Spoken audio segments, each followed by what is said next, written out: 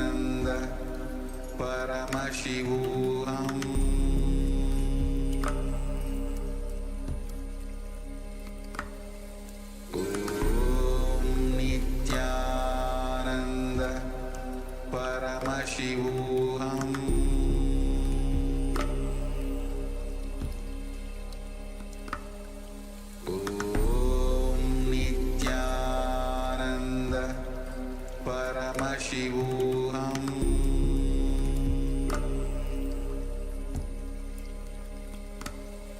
Om Nithyananda Paramashivoham.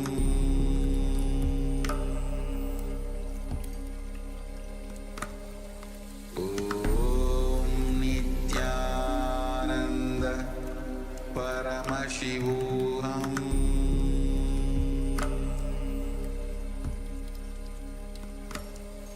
Om Nithyananda Paramashivoham.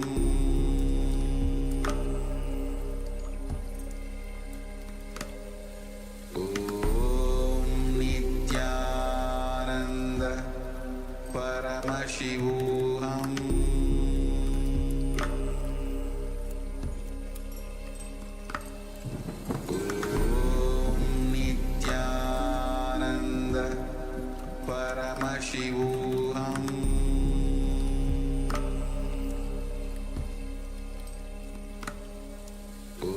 Om Nithyananda Paramashivoham.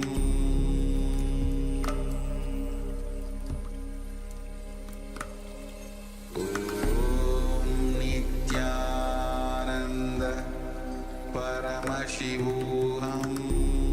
Nithyananda Paramashivoham.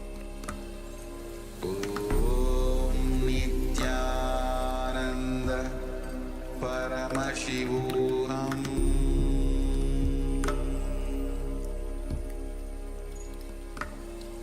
Om Nithyananda Paramashivoham.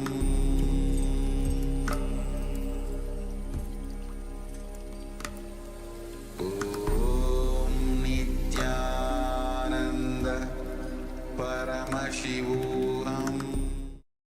Now, slowly return to your physical body. Start to wiggle your fingers and toes, your wrists and your ankles, your elbows and your knees. Pull your knees up towards your chest and circle it with your hands and work your body from side to side. As you slowly return to a comfortable seated position,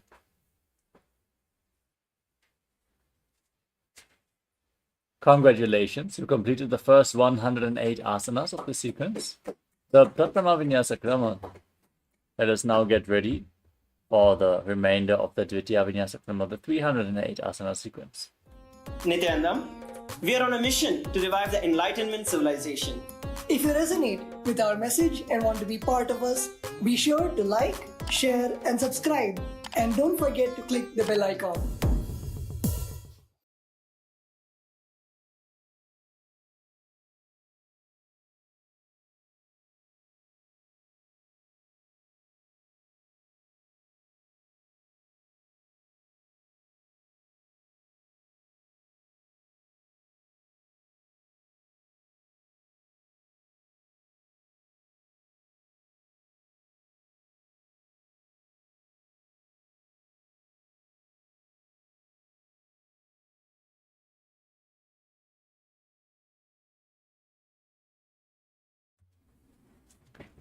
Now let us move on to the next asana of the sequence, Yathasana Ishtasana.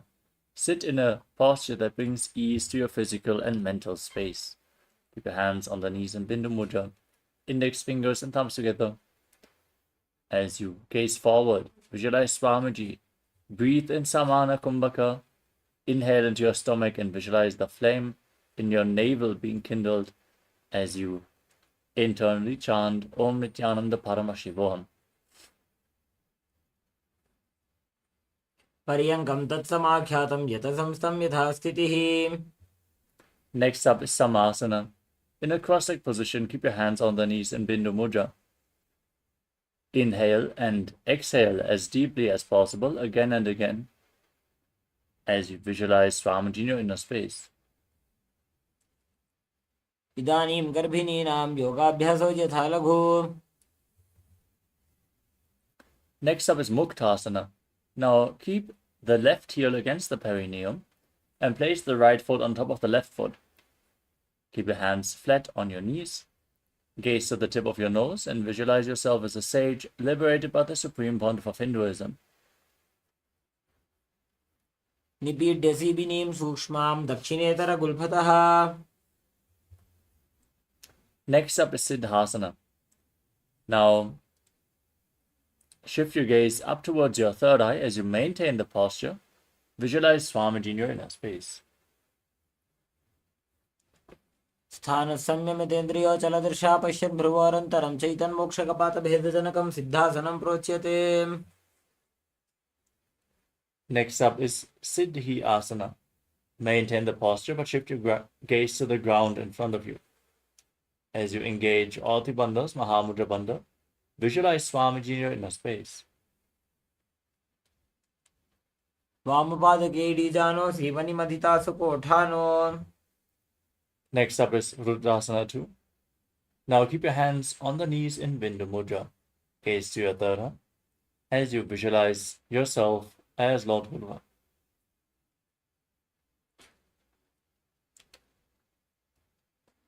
वामचरण परिदक्षिण राखे एकचुगति ऐसे विधि राखे. Next up is Santadunasana. Maintain the posture but shift your gaze to your nose and embody tranquility and an unshakable nature. आसन की गुणमणि की चंचलता meet. Next up is Siddhasana 2. Now cup your hands over top of each other in front of your navel. In Samputa Mudra, resembling a lotus flower, as you visualize Swamiji in your inner space. ऋजुकाय समासीन सिद्धासनमुदीरितं प्रसार्य भूमिपादौ तु दोर्भ्यामङ्गुष्ठमादरात्. Next up is Bandha Yoni Asana. Now set the Sankalpa to manifest through the womb of creation as you inhale all the way and then enter Shanmukhi Mudra. Close your mouth with the little fingers, your nostrils with the ring fingers, your eyes with the middle and index fingers, and your ears with their thumbs in Bandha Yoni Asana. यत्र मध्ये महादेव बन्धयोन्यासने शृणु यत्कृत्वा खेचरो भूत्वा विचरेदीश्वरो यथा.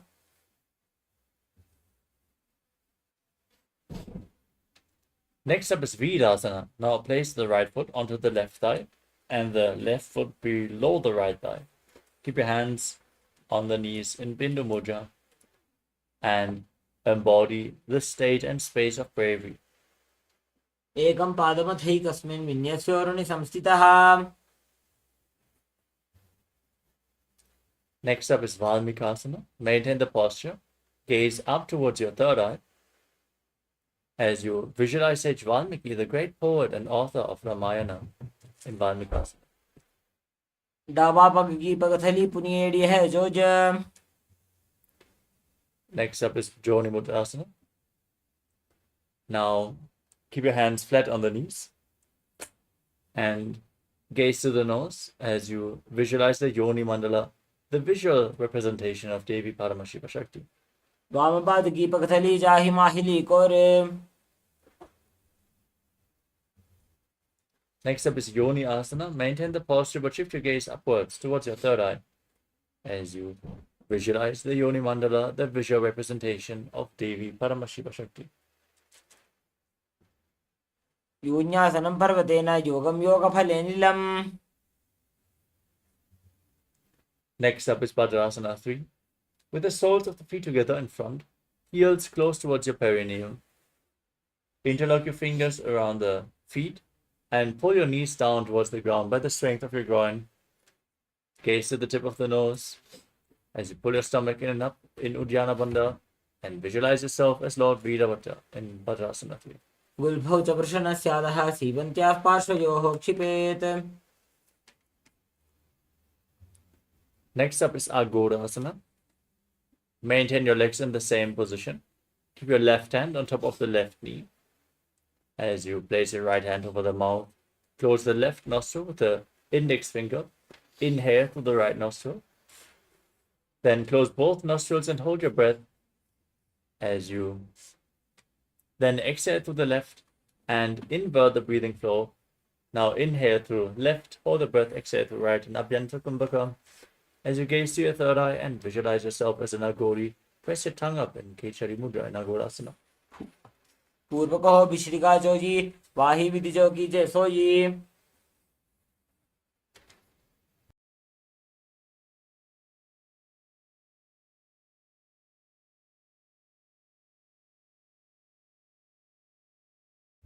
Next up is Kanlali Pavasana.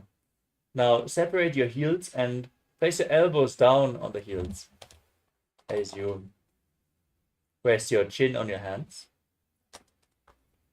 Gaze to the nose, pull your stomach in and up, and exhale all the way and hold your breath in Rechaka Kumbhaka as you visualize yourself as a female elephant drinking water in Kanlali Pavasana. ग्वाली बाबा आसन कक्ष्यो है जैसे Yahoo में जाने विधि तैसे. Next up is Padasana.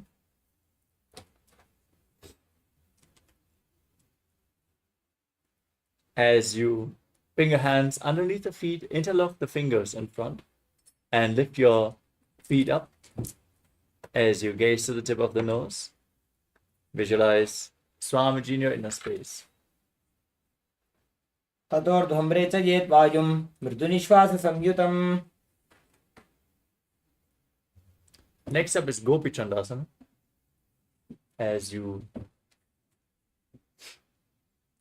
interlock your fingers around the toes from the top, gaze to the tip of the nose and lift your feet against your chest, resting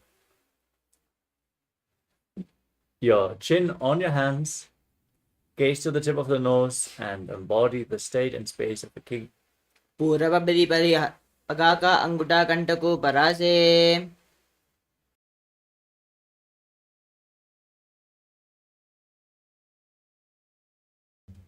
The next asana is Uddara-asana.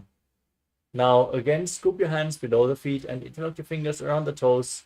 Lift your feet up against your chest as you gaze to your nose and visualize your body free from any defects.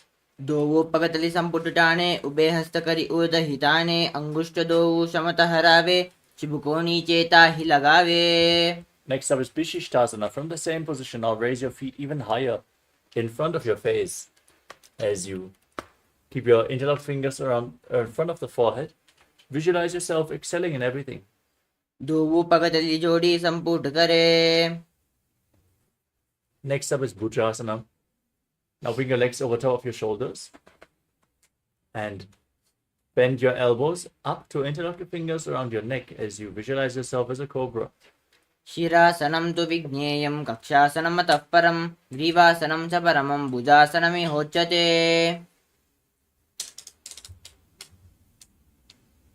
The next asana is Kalyanasana. With the legs over top of your shoulders, now bend your elbows down and bring your hands behind your back. Try to interlock your fingers behind your back as you gaze to the tip of the nose and visualize yourself as a beautiful, auspicious goddess. दोवो हाथ पगम वीचा आने तिनको गोडानी चेटाने बहुरी पाक्यात बाहर ल्यावे पुनयुगति ऐसी तहरावे. Next up is Sankatasana. Now, place the top of the left foot flat on the mat and sit on the left heel as you stack the right knee over top of the left and bring the heel outside the opposite hip. Place your hands on opposite knees. Gaze forward in Vaishnavi Mudra. Keep your eyes open. Don't focus on any external objects. Only focus on the object within as you visualize yourself as an elegant swan and breathe in Ujjayi Pranayama. Make an ocean-like sound with your mouth on the in and exhalation.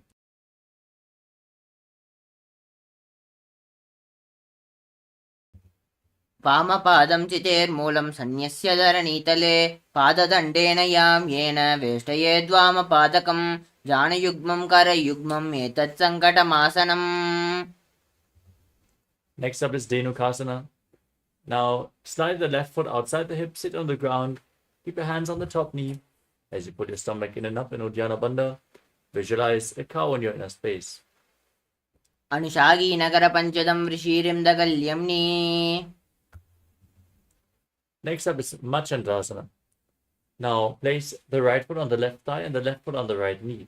Bring your left hand behind your back and twist your spine. Reach for opposite thighs with your hands as you gaze to your third eye and visualize Swamiji in your inner space in Machandasana.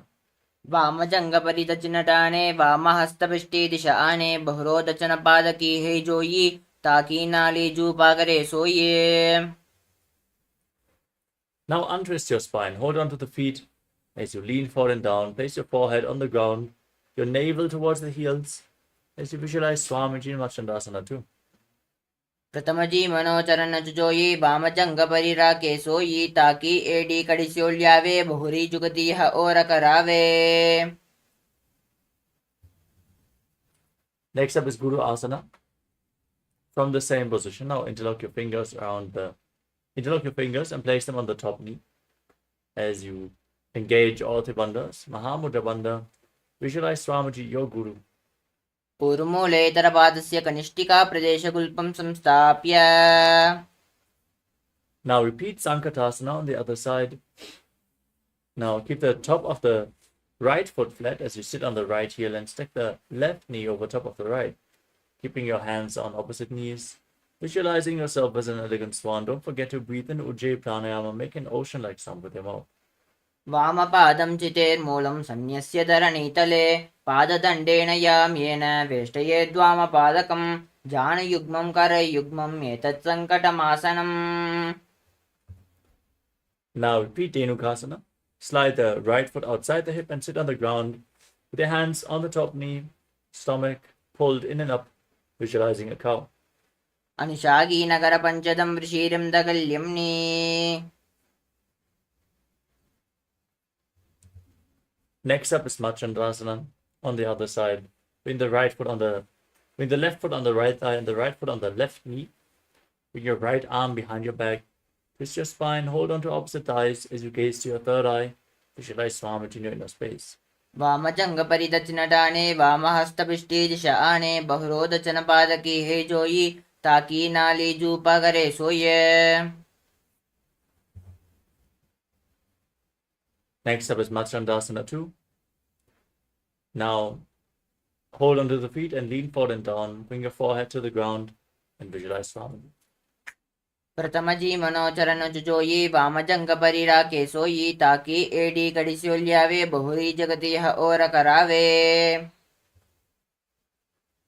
Next up is Guru Asana. Now interlock your fingers and place them on the top knee as you perform Mahamudra Bandha and visualize Swamiji, your Guru, in your inner space. ऊर्मूलेतरपादस्य कनिष्ठिका प्रदेशगुल्पं संस्थाप्य.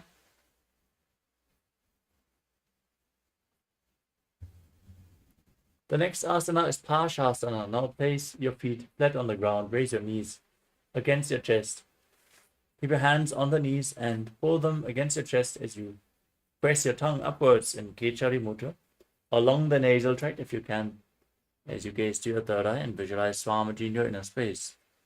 पादतले भूमौ निधाय जानुनि उरसि निधाय विपरीतहस्ताभ्यामूरुसहितजङ्गे निबध्य तिष्ठेत् पाशासनं भवति.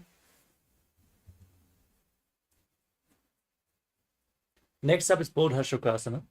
Now hold on to opposite wrists with your hands as you rest your chin on the knees, gaze to the tip of the nose, and visualize yourself residing in an abode of bliss.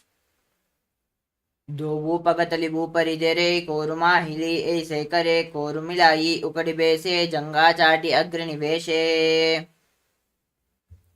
Next up is Kudakatasana. Now bring your hands underneath the knees and hold on to opposite elbows. Gaze to your nose as you visualize Swamiji in your inner space.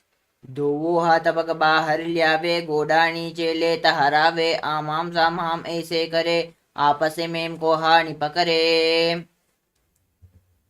Next up is Sumati Asana. As you cross the ankle of the right foot over the left, keep the toes pointing up, gaze to your nose and visualize the great sage Maharishi Sumati. As you perform Ujjayi Pranayama, make an ocean-like sound with your mouth on the inhalation and exhalation. मूलद्वारी धरती परिधाने दावा पगबरित चपद आने दाई पाक्यात कोले आवे हाथ एक अमत हरावे. Next up is Dandasana. Now extend your legs forward and interlock your fingers, raise your arms up With the wrists pointing outwards, gaze to your nose, push your tongue upwards as you engage all three wonders and visualize Swamiji in Dandasana. इदानीं गर्भिणीनां योगाभ्यासो यथा लगो सुखप्रसवलाभाय प्रोचते प्राक्तनेपति दण्डपद्मभरद्वाज वीरभद्रसमानितो आसनानि सदा कुर्यात् सुदीर्घैरे च पूरकैः.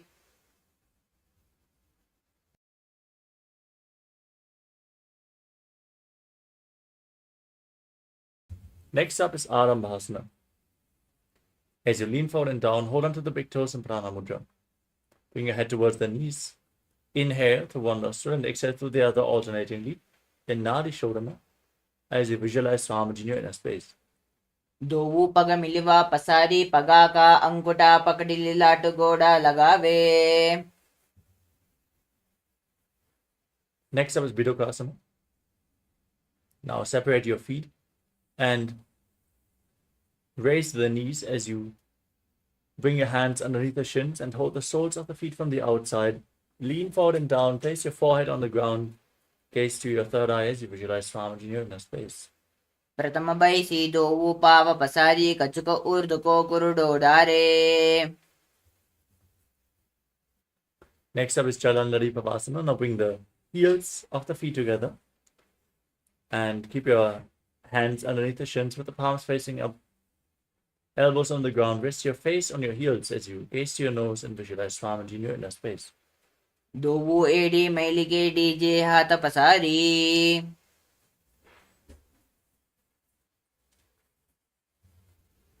Next up is Urdhva Paschimottanasana. As you lift one leg behind your neck, lean forward and down, and hold on to the front foot with both hands. Breathe in Pratyahara Pranayama. Visualize that the prana is flowing upwards within your body, from the soles of the feet to the regenerative organs, to the navel, to the heart, the throat, the uvula, the center of the eyebrows, the top of the forehead, and the crown of your head, the Brahmarandha, as you visualize Swamiji in your inner space. पश्चिमतानवस्थितं कृतं एकं पादं ग्रीवायां धृत्वा तिष्ठेत्. Now lean back with the legs still behind your neck. Hold onto the foot behind your head with the opposite hand as you gaze to your nose and visualize your infinite, endless, eternal in Anantasana. उत्तानशयनी एकैकं पायी ग्रीवायां विन्यस्य इतरहस्तेन भावाग्रं गृहीत्वा. Now roll onto the side of the hand which is holding onto the foot. Rest as you gaze to the nose and feel in complete control in Ankushasana. उत्तानशयित एकैकं पादं ग्रीवायां कुर्वन् इतरहस्तं कर्णमूले स्थापयेत्. Next up is Dhrushasana.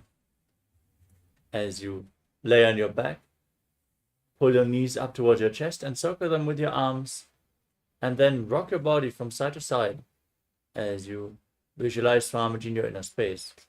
उत्तानशयिनी जानुने हृदये वष्टम्ब जङ्घासहित ऊर्णि करद्वये बद्ध्वा सव्यापशव्यं लोडयेत्. दृशासनं भवति. Now repeat Urdhva Paschimottanasana on the other side. Lift the other leg behind your neck and lean forward and down as you breathe in Pratyahara Pranayama, visualizing the prana flowing upwards. Visualize Swamiji in your inner space. पश्चिमतानवस्थितं कृतं एकं पादं ग्रीवायां धृत्वा तिष्ठेत्. ऊर्ध्वपश्चिमतानं भवति.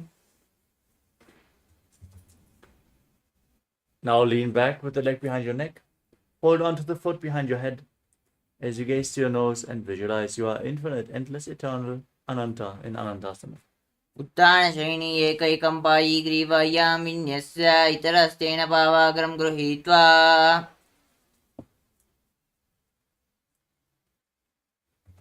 Now roll onto the side, gaze at the nose, and feel in complete control in Ankushasana.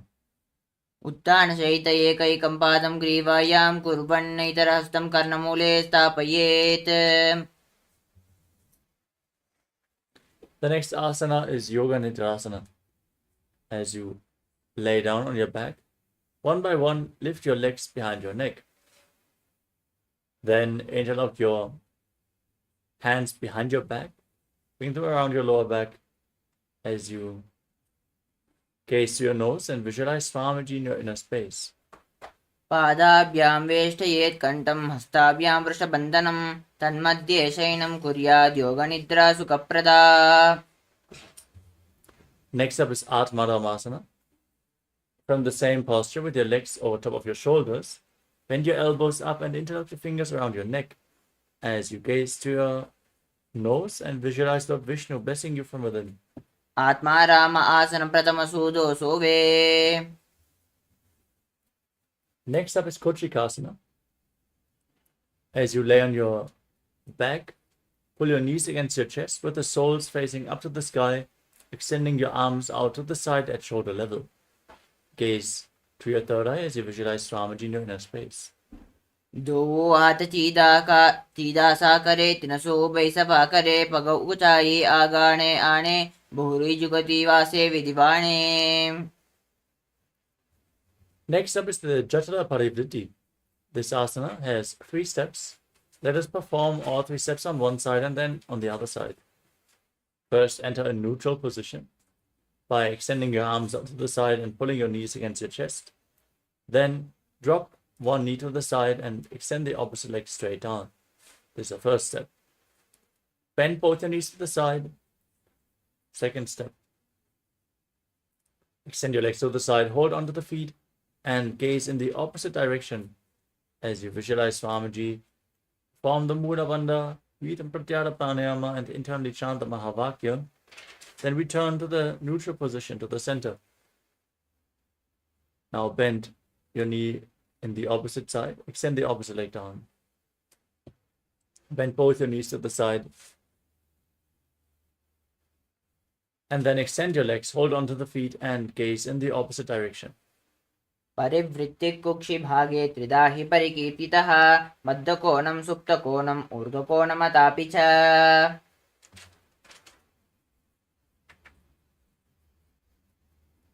Next up is the Dvipadapitam. As you lay on your back,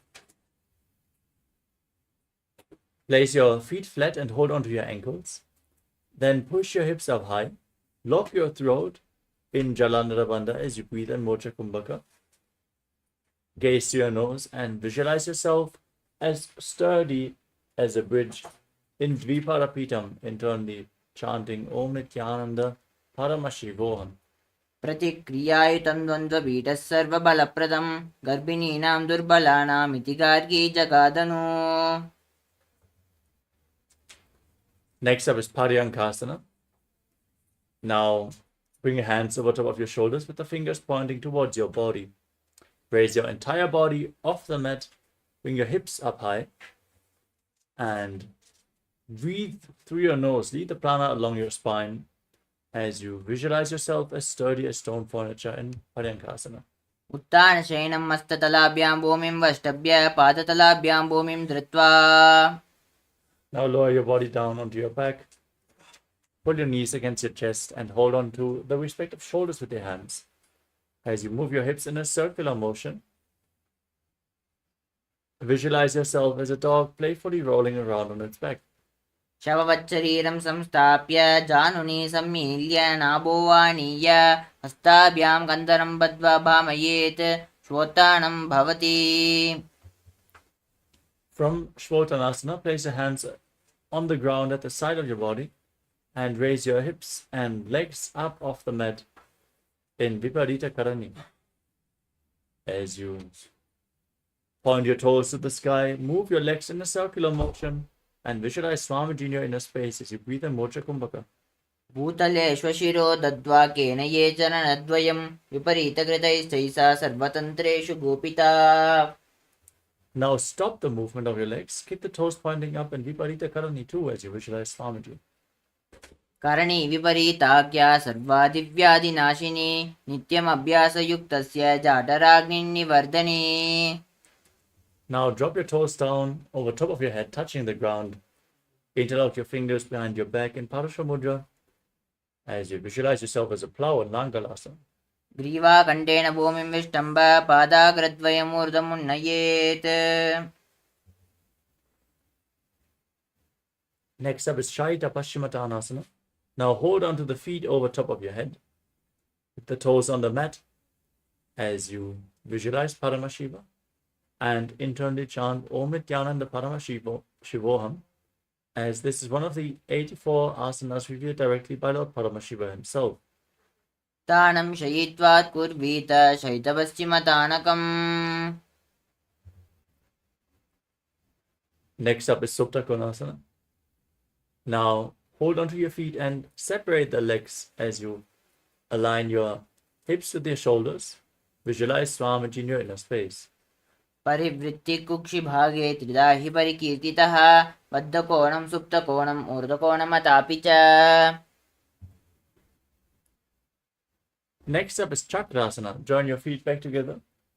Hold onto your ankles and roll onto your back, keeping your arms and legs straight as you visualize yourself as a chakra, a wheel. शवाशनस्तद्वौ पादौ कुर्यान्मस्तकतः परौ व्युत्क्रमेण ततः शीघ्रम् एतत् सर्वस्य साधनम्.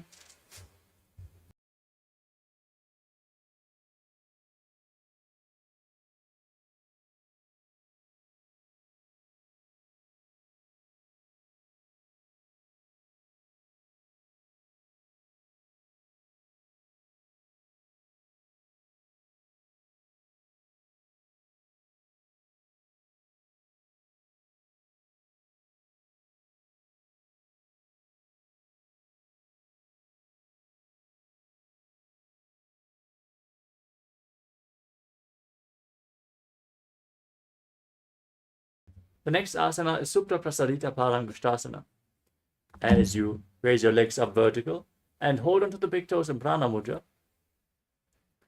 then separate your legs wide at the side and visualize Swamiji in your inner space as you breathe in Ujjayi Pranayama. उत्तानपादं क्रौञ्चं च मरीचिं वीरभद्रकं नटराजं त्रिकोणं च सुप्ताङ्गष्टप्रसारणे. Now join your feet back together. Keep holding onto the big toes in Prana Mudra in Supta Parangushtasana. उत्तानपादं क्रौञ्चं च मरीचिं वीरभद्रकं नटराजं त्रिकोणं च सुप्ताङ्गष्टप्रसारणे. Now cross your legs into Padmasana and bring your knees to the mat and hold on to opposite elbows over top of your head. Gaze to the tip of the nose and visualize Matsya, the fish, avatar of Lord Vishnu in Matsyasana. मुक्तपद्मासनं कृत्वा उत्तानशयनं चरेत् पूर्पराभ्यां शिरो वेष्ट्या मत्स्यासनं स्तु रोगः. From the same posture, now place the back side of the right hand onto the left palm over top of your head in Parasharamasana as you gaze to your nose and visualize Lord Rama in your inner space. प्रथमकरे पद्मासन आचे सूदोसो वे भूपरिपाचे घोड़ा आरो जंगे इदोवो भूसो लगटारा से सोये. The next asana is Sarvangasana. Now raise your knees and hips up and support your lower back with your hands, resting your elbows on the ground, supporting your body as you gaze to the tip of the nose and visualize Swamiji breathing in Mocha Kumbhaka in Sarvangasana. अथवा क्षेत्र संक्षेपात् सर्वांगासनमुत्तमं यत्कृत्वा योगनिपुनो विद्याभिः पंडितो यथा. Now lay down on your back and place one foot on the opposite thigh as you pull the opposite knee against your chest. Extend your arms up over top of your head. Hook your fingers forward like the stinger of a scorpion. As you gaze to your third eye, tuck your chin to the chest and visualize yourself as a scorpion of Vrishikasana. प्रथमशयनो सूदो शीशके शिकी सन्धि सुधाके. Now repeat Vrishikasana on the other side. Exchange the position of your feet with your arms up over top of your head, visualizing yourself as a scorpion. प्रथमशयनो सूदो शीशके शिकी सन्धि सुधाके. Next up is Vrishaparaksipasana as you lay flat on your back. Now interlock your fingers around your neck and alternate pulling one knee in towards your chest back and forth. As you visualize Swamiji in your inner space, keep your legs lifted off the ground and calmly breathe through your nose in Sahadra Kumbhaka. उत्तानशयनं कृत्वा अङ्गुलिभिः कन्दरां बद्ध्वा कूर्परो मिलित्वा. Now keep your hands at the side of your body and alternate touching one ear with the respective knee again and again, visualizing Swamiji in your inner space. श्रोतानवस्थितं कृत्वा जानद्वयं पर्यायेन कर्णयोः संस्पृशेत्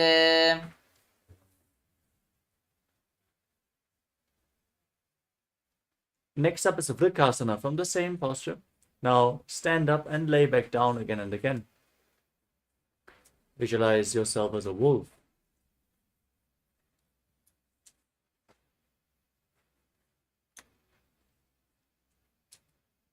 अथ उत्थानशयनं कृत्वा पादतलाभ्यां भूमिं धृत्वा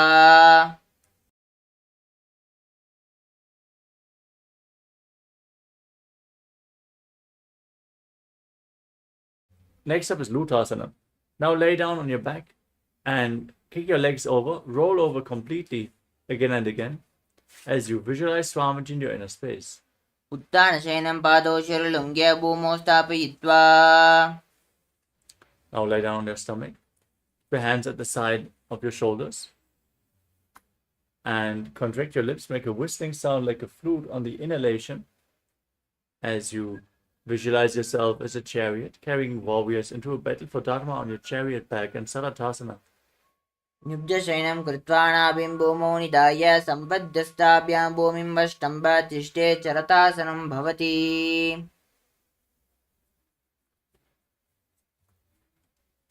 Next up is Dehalyolanganasana. Now push your body up into a plank position and jump your feet in between the hands back and forth as you visualize yourself transcend body and mind. हस्तद्वयं बद्ध्वा तन्मध्यचरणद्वयम् उड्डाणे वैरानीय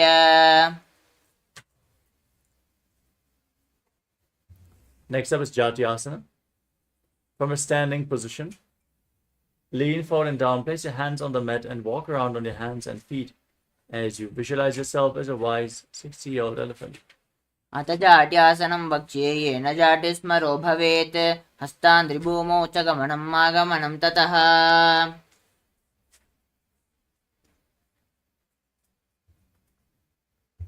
Next up is Lolitika Karana.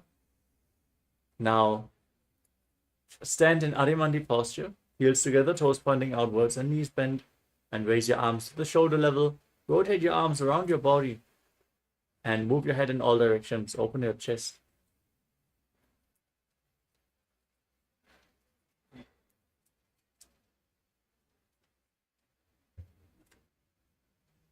The next asana is Sarapasana. If you have a rope, tie your feet with the rope and then stand erect on the mat like a rod, keeping your arms close to your body, your hands on your respective thighs, as you visualize your Kundalini Devi rising and curling upwards around your body.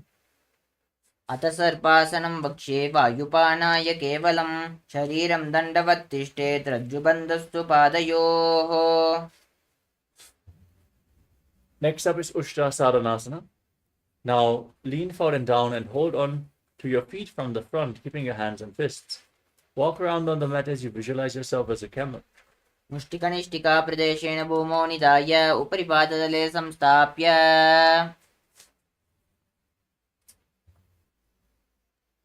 Next up is Ashvasana from the same posture. Now hold your feet from the side. Keep your hands and fists and walk around visualizing yourself as a horse. मुष्टिकनिष्ठिका प्रदेशेन भूमौ निधाय उपरि पादतले संस्थाप्य अष्ट्रावच्छरीरचलनीयम् अश्वासनं भवति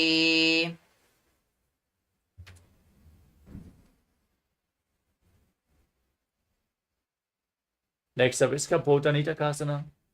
Now stand with the heels touching and interlock your fingers behind your back.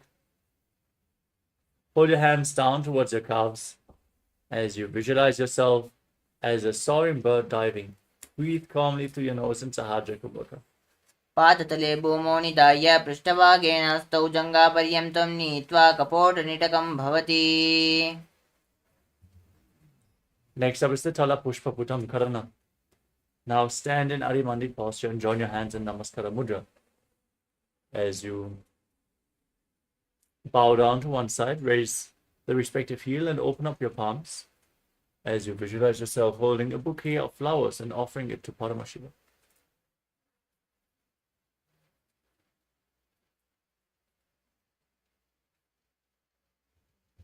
The next asana is Khadgasana. Now stand on the mat and gaze to your nose as you visualize yourself as a rhinoceros. Then lay down on your stomach and jump your feet towards your hand and stand with the hands in Namaskara Mudra, extended away from the body, resembling the horn of the rhinoceros. नुजसरतमासनं कृत्वा पादतलाभ्यां भूमिमष्टभ्य उत्तिष्ठेत् कटुगासनं भवति. We move on to the Uttanottanam. Now hold on to weights and sit down and stand back up again and again as you gaze to the tip of the nose and visualize Swamiji in your inner space.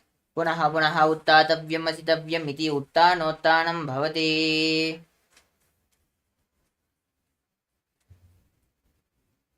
The next asana is Musalasana. From a standing position, raise your arms up above your head and jump repeatedly as you visualize yourself as a mace. सरलं स्थित्वा ऊर्ध्वं बाहुन्नयेत्.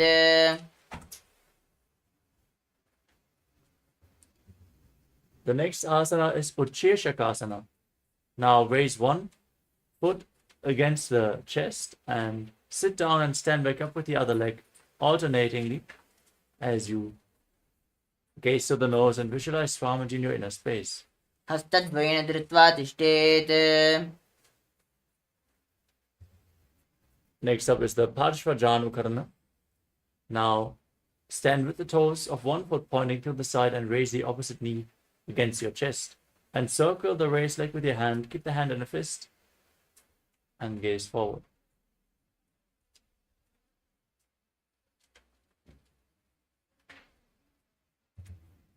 Next up is Tandavasana. Now extend one leg forward and extend your arms holding weights. As you sit down and stand up, visualize yourself fiercely dancing as Lord Shiva in Tandavasana. एकेन पादेन स्थातव्यं ताण्डवासनं भवति. Next up is Brahmanasana. Now raise one foot towards the inner opposite thigh. Keep your hands relaxed by the side as you visualize the Brahma blessing you from within.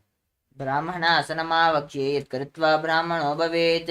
एकपादमुरो दत्त्वा तिष्ठेत् दण्डाकृतिर्भुवि. Next up is Garudasana 3. Now bring the raised foot, the left foot over and around the right knee. Tuck the toes behind the right calf. Join your hands in Namaskara Mudra as you bring the left arm below the right and visualize yourself as Lord Garuda.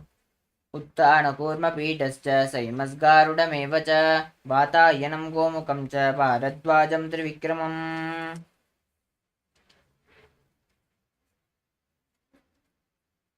Now place the left foot onto the right thigh and keep your hands relaxed by the side. Stand on one leg as you visualize Swamiji in Ekapadasana. दक्षाङ्घ्रिं वामपादस्य झङ्गोपरिनिधाय च.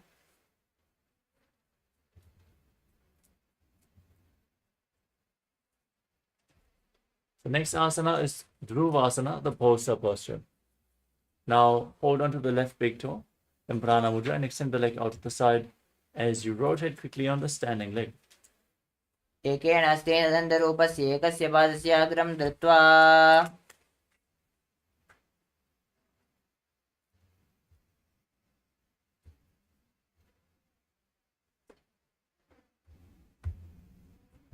Next up is Trivikramasana. Now lift one leg behind your neck and stand tall on the mat. Then sit down and stand back up. Perform the 3 steps of Lord Vishnu as you visualize Lord Vishnu blessing you from within. ग्रीवायं पादं संस्थाप्य स्थातव्यमुत्तातव्यं त्रिविक्रमासनं भवति.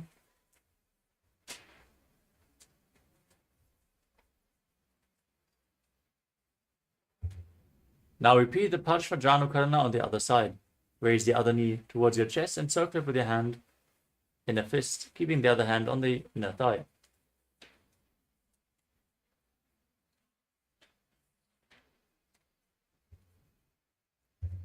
Now repeat Tandavasana on the other side. Now extend your arms and one leg forward, sit down and stand back up as you visualize yourself fiercely dancing as Lord Shiva. एकेन पादेन स्थातव्यं ताण्डवासनं भवति.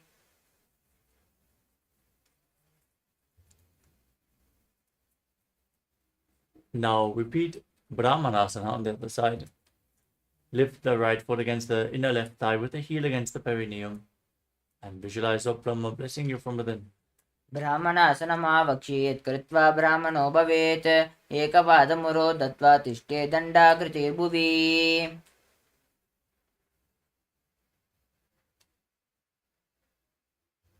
Now repeat Garudasana, sweeping the right foot over and around the left thigh as you join your hands, Namaskara Mudra, with the right arm below the left, the arms intertwined. Visualize yourself as Lord Garuda. उत्तानकूर्मपीठश्च सैमस्गारुडमेव च वातायनं गोमुखं च भारद्वाजं त्रिविक्रमम्.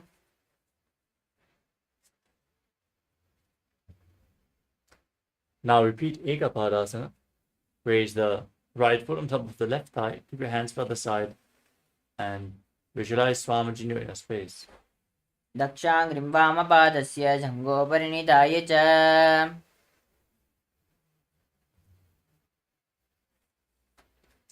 Now hold on to the right big toe in Prana Mudra as you extend the leg out to the side. Rotate quickly on the standing leg, visualizing yourself as the North Pole Star. एकेन हस्तेन दण्डरूपस्य एकस्य पादस्य अग्रं धृत्वा. Now repeat Trivikramasana on the other side. Now lift the other leg behind your neck. Stand tall, sit down, stand back up. Perform the 3 steps of Lord Vishnu. ग्रीवायं पादं संस्थाप्य स्थातव्यमुत्थातव्यं त्रिविक्रमासनं भवति.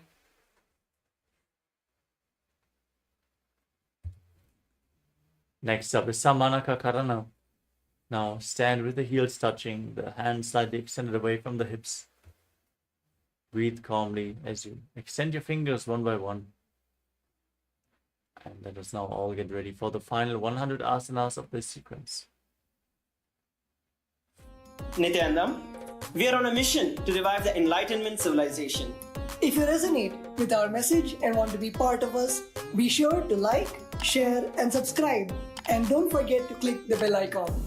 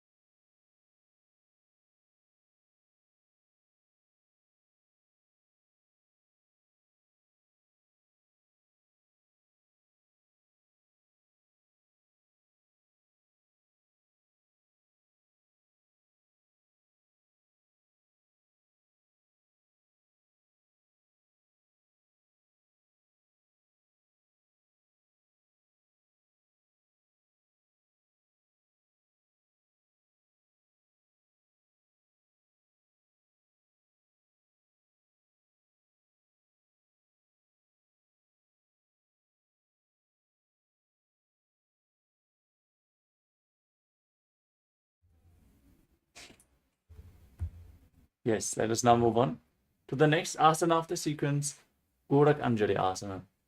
Now squat down and bring your hands from the outside in between the legs. Interlock your fingers in front of your navel.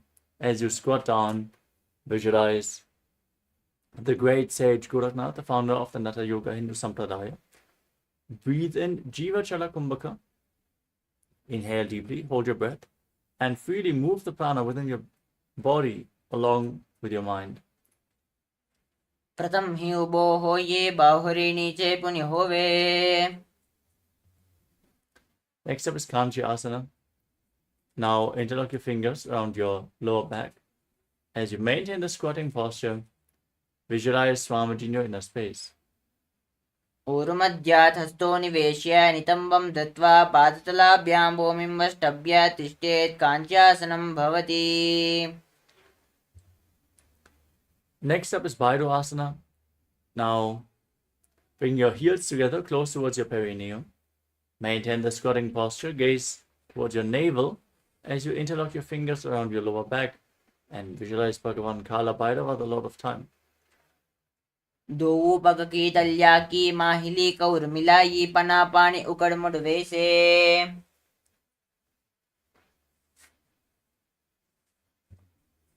Next up is Varahasana. From a squatting position, keep your heels together, the toes separated. Join your hands in Anjali Mudra and bring them behind your neck, with the fingers pointing down towards the ground, your spine straight, gaze to your third eye, gaze to the tip of the nose as you visualize yourself as Varaha, the boar avatar of Lord Vishnu. पगतले की माहिली कौर मिलाई पना पानी उकड़मड़ वैसे AD मूल द्वारिणी चेहरे से. Next up is Prippitasana. From a squatting position, now hold on to the big toes in Prana Mudra. Then raise your hips up to the same level as your knees as you visualize Swamiji in your inner space. पार्श्वद्वय सम्मील्य स्थित्वा नितम्बं जानुप्रदेश आनीय तिष्ठेत् प्रिपियासनं भवति. Next up is Bakasana. Now place your hands on the ground, shoulder width apart, and bring your knees onto your arms towards your armpits. Lean forward and lift your feet off the ground as you balance on your arms, visualizing yourself as a crow. हस्तद्वयेन हस्तद्वयं मम निवष्टम्ब. The next asana is Sushtanga Kavali Asana. Now, place your hands flat on the ground, shoulder width apart, bring your head on the mat, your knees on your arms, align the hips with the shoulders, and then straighten your legs up, then crossing them into Padmasana. As you gaze to the tip of the nose, visualize Swamiji in your inner space. आसन कौगण कपाल आचो होये. Gently lower your legs down, come to a kneeling posture. Keep your heels outside the hips, the toes touching behind. As you keep your hands on the knees, gaze to your nose, and visualize you're sitting in the secret seat with Paramashivoham and Guru. जानुर्वोरन्तरे पादौ कृत्वा पादौ च गोपयेत्. पादौ परिच संस्थाप्य गुडं गुप्तासनं विदुः.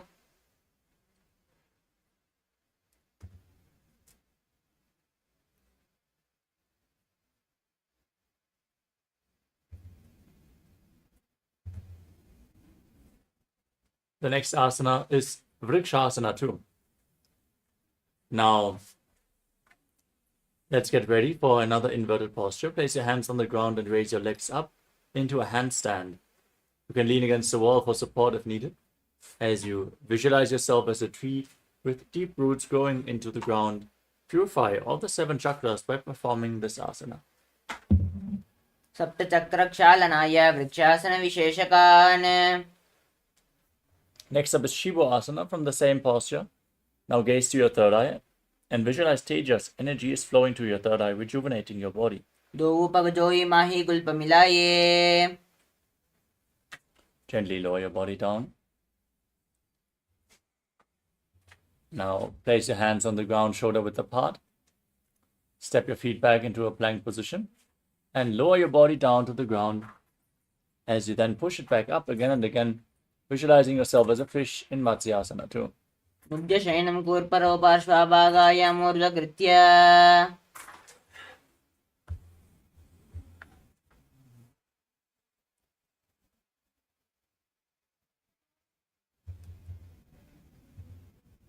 Next up is Sarvasana too, laying on your stomach.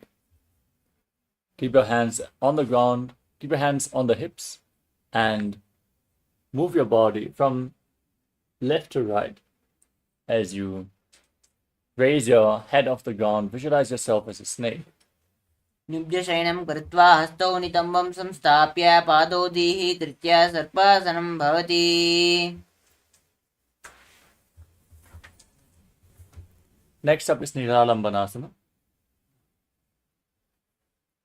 Now, place your elbows on the ground in front of your body, your hands in Padma Mudra, the lotus mudra. As you rest your chin on your hands, gaze forward, breathe calmly through your nose in Sahadra Kumbhaka, and feel self-supported and completely independent in this asana. कराभ्यां पङ्कजं कृत्वा तिष्ठेत् कूर्परया सुधि. मुखमुन्नमुनच्चाये निरालम्बनमासनम्.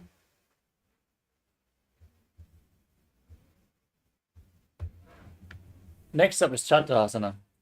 Now bend your Bend your knees and pull the feet up as you place your hands flat on the ground. Straighten your arms. Bring your feet and your hands closer to your feet and your upper back closer together as you visualize yourself as an umbrella protecting your guru from your sun rays. अर्ध्यासनवस्थित्वा हस्ततलाभ्यां भूमिं वष्टभ्याब्नुयात् तत्रासनं भवति.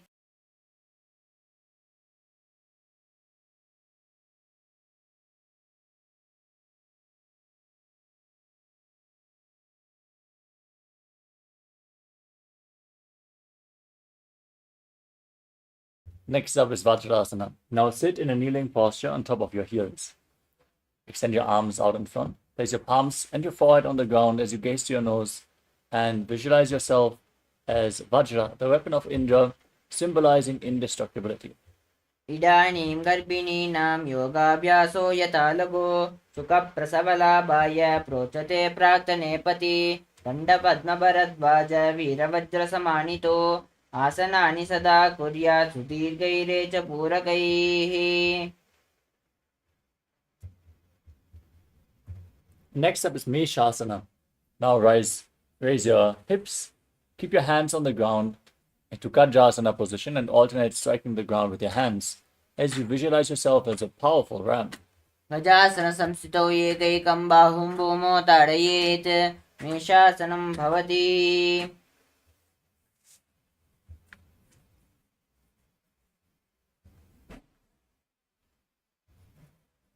The next asana is Ajasana. From a handstand position, raise your legs up high and slowly lower your face down towards the ground as you visualize yourself as unborn, existing for all eternity. गजासनसंस्थितौ पादद्वयम् अन्तराले कृत्य.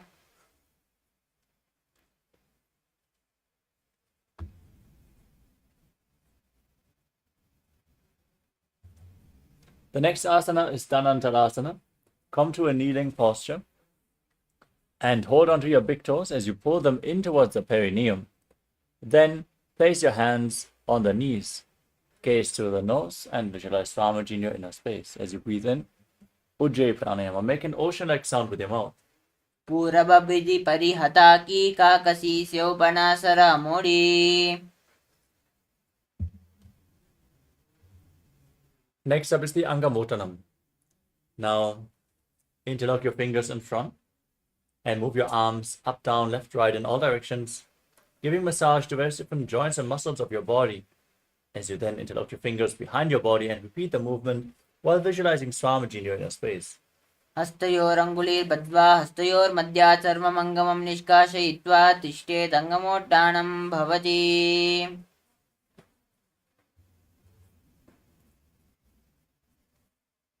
Next up is Garudasana form.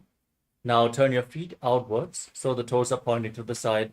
Keep the heels outside the hips and sit on the ground. Place your thighs and calves on the mat.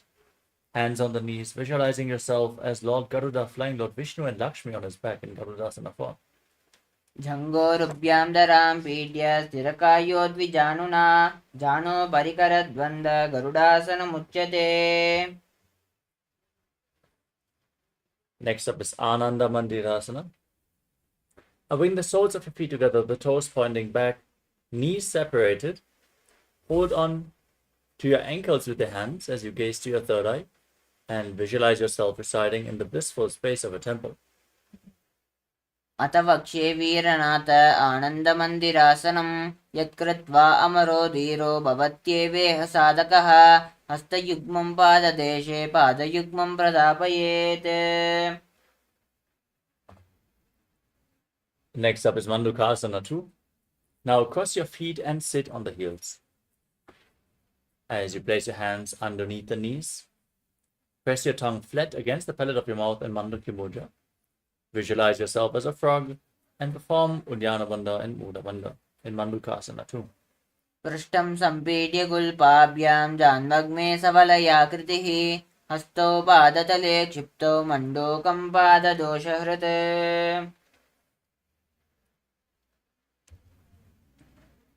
Next up is Narasimhasana. Now, tuck your toes and sit on raised heels as you place your palms on the ground, the thumbs touching. Gaze to the tip of your nose.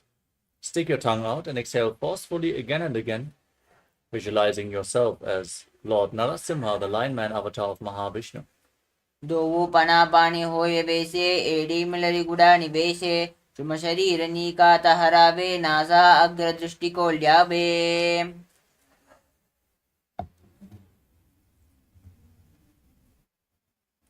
Next up is Pishtakasana.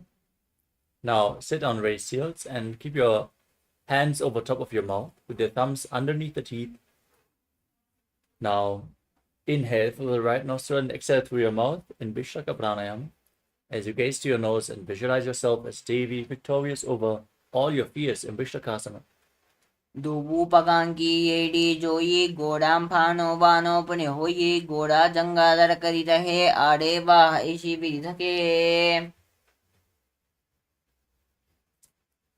The next asana is Makadasana. Now join the soles of your feet and keep the feet flat on the ground, toes pointing back.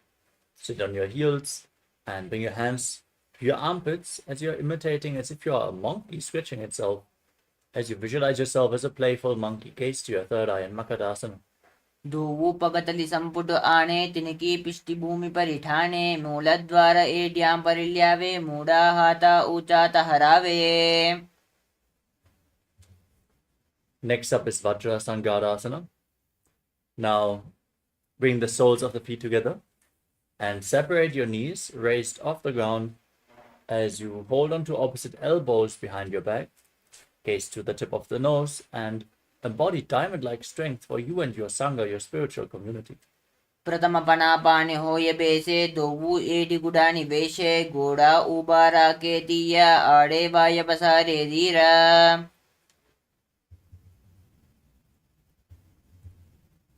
The next asana is Kanjanasana. Now cross your feet and sit on the heel. Keep your knees on the ground but separated and place your hands on the mat to the side of your body. Pull your stomach in and up in Uddiyana Bandha, gaze to your nose and visualize perfect health beyond any and all physical or mental ailments as you keep breathing in Ujjayi Pranayama. कञ्जनासनमा वक्ष्ये यत्कृत्वा सृष्टिरो भवेत् पृष्ठे पादद्वयं बद्ध्वा हस्तौ भूमौ प्रधारयेत् भूमौ हस्तद्वयं नाथ पाटपित्वा निलां पिबेत्.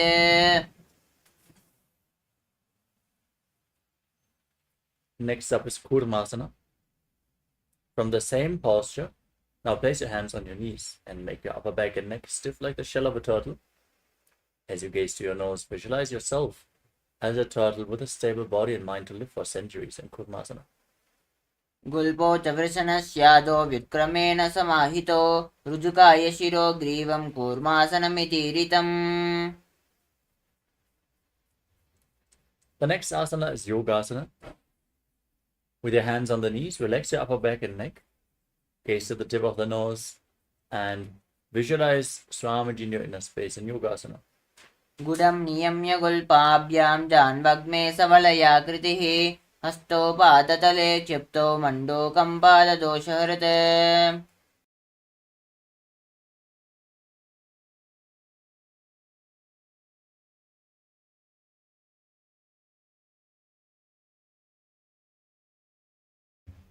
Next up is Vijogasana. Now stand on your knees and cross your feet behind your back. Keep the toes close to the opposite knees as you hold on to your calves with the fingers inside and the thumbs outside. Gaze to your third eye and visualize a space of eternal oneness, Advaita, with your Guru in Vijogasana. घोड़ा वामनो उबो होई घोड़ा आडारा के दोई दचपाद की पानी रहावे पनो वाम घोड़ा डिगिल्यावे. Next up is Ushtrasana 2. Now keep your feet flat and hold on to your heels, still standing on the knees.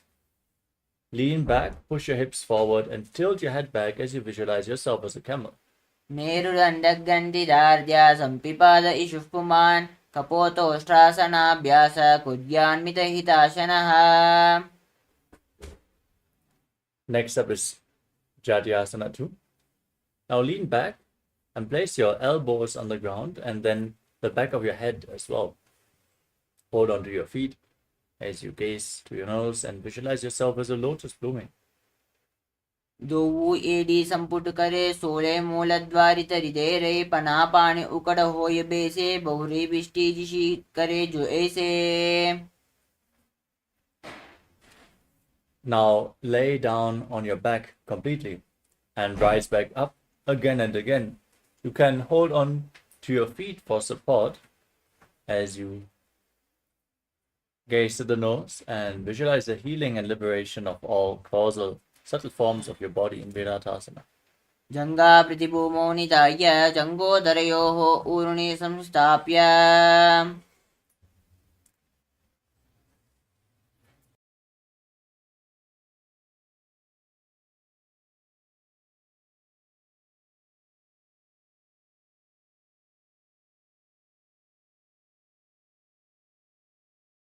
The next asana is Kapotasana. Now lean back all the way, bring your hands over your shoulders, and try to bring your forearms on the ground as you reach for your feet and bring your head in between the heels. Bend your back intensely as you visualize yourself as a beautiful dove in Kapotasana. मेरुदण्डग्रन्थिदार्द्य सम्पिपादैषुः पुमान् कपोतोष्ट्रासनाभ्यास कुर्यान्मितहिताशनः. Now rise back up onto your knees and stand on the knees as you keep your toes tucked behind. Hold on to opposite arms with your hands as you gaze to the tip of your nose and internally chant Om Nithyananda Paramashivoham, visualizing Paramashiva in your inner space, as this is the boon fulfilling posture. Receive your boon from Paramashiva in Varasana. जाननी भूमो संस्थाप्य हस्ताभ्यां बाहु परस्परं धृत्वा सरलं तिष्ठेत् वारासनं भवति. Next up is Varahasana 2. Now sit down on your raised heels, keep the toes tucked, and then place your forearms on the ground, rest your head on your hands as you visualize yourself as Varaha, the boar avatar of Lord Vishnu. सूर्यं चन्द्रं वेदनानि आसनानि निकत्यते पूर्वरो भूमौ स्थापयित्वा तिष्ठेत् वाराहासनं भवति.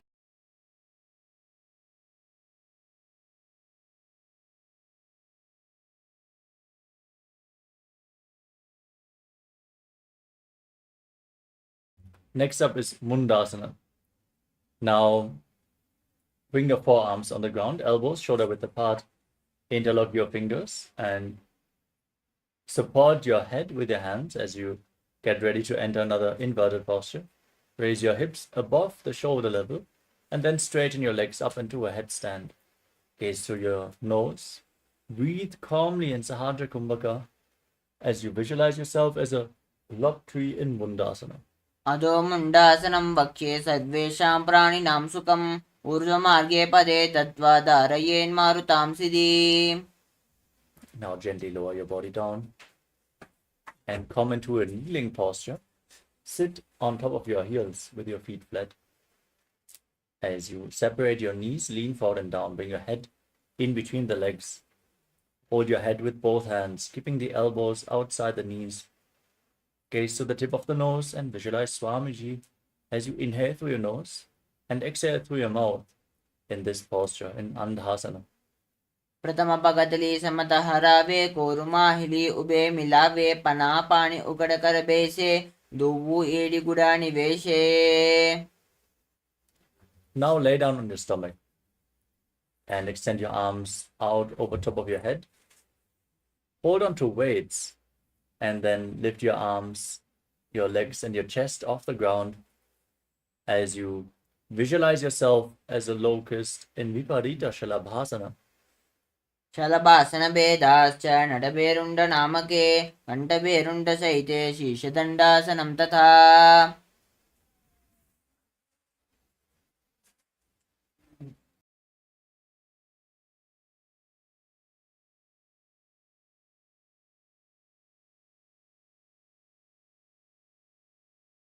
The next asana is Kapalasana. Now bring your hands next to your hips and place your forehead on the mat. Lift your legs up together without lifting your chest off the mat, as you visualize a skull, which represents the mind with purified thoughts and the strong will to attain enlightenment in Kapalasana, the skull posture. कपालं भूमौ निधाय ऊर्ध्वं पादौ नयेत् कपालासनं भवति. The next asana is Akashaka Bhotasana.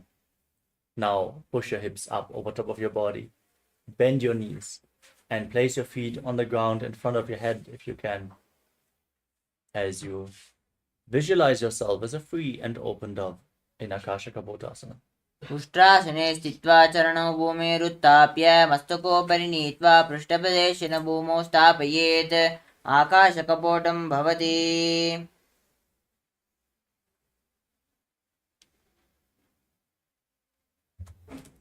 Next up is Chatakasana. From a kneeling posture, now place your forearms on the ground and bring your navel towards the knees as you visualize yourself as a sparrow. कूर्परपर्यन्तौ मस्तोदरामवष्टम्ब जानुनी नाभो सङ्कुञ्च तिष्ठे चटकासनं भवति.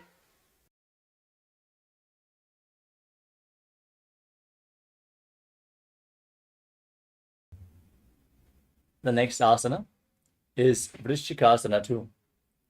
As you keep your forearms on the ground, raise your legs over top of your body, bend your knees, and try to touch the back of your head with your feet as you visualize yourself as a scorpion. वृश्चैव पुश्च प्रतिमाङ्गि पार्श्वे धृत्वा शुशीरे चिबुकं विदार्यकौ.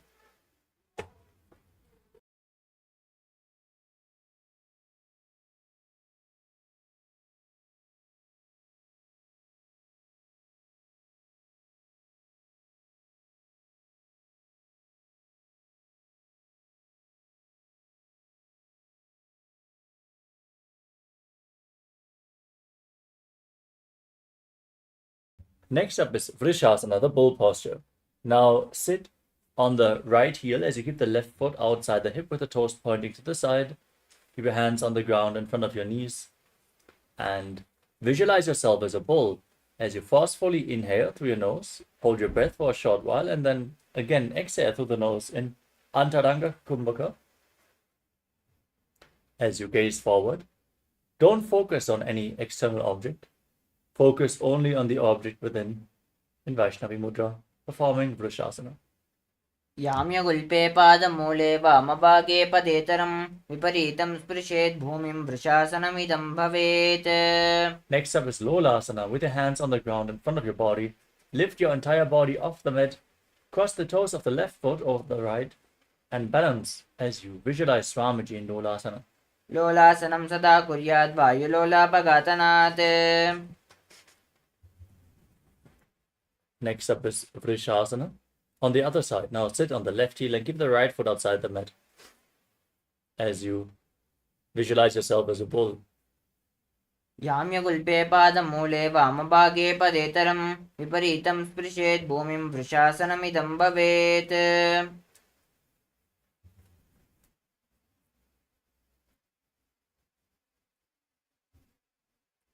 Next up is Balagunasana. Now place the right foot flat with a knee raised against the chest and tuck the toes of the left foot sitting on the left heel. Keep your hands on the respective knees and visualize Balagunahai, one of the 84 siddhas in your inner space. आसनको गुणजलविकारजायी.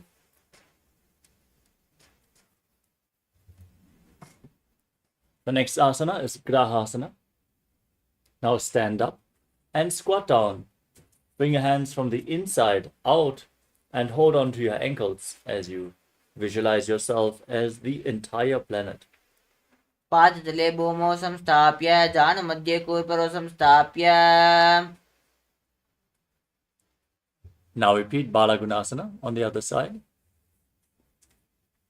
As you sit on the right heel this time, keep your hands on the knees and visualize Balagunahai. आसनको गुणजलविकारजायी. Now step both your feet in and sit on the raised heels. Keep your knees together. Hold on to weights and place your hands on top of the knees as you Visualize Swamiji in your inner space in Utkatasana. युजास्पिजोऽस्ति यत ऊर्वजान यत्राशने पादतलद्वयोपरि. Next up is Vajra Sangarasana 2. Now, keep the soles of the feet together, the knees separated, and hold on to opposite elbows behind your back as you visualize Swamiji in your inner space. प्रथम पनापानि होय जैसे दोवु एडिगुडा निवेशे गोडा उबारा केतीय आड़े वाय पसारे रीरा. The next asana is Anilasana. Now place your palms on the ground and step your heels onto the back of your hands. Keep your arms straight as you squat down all the way. Gaze to your nose and visualize that you are able to live off of air alone.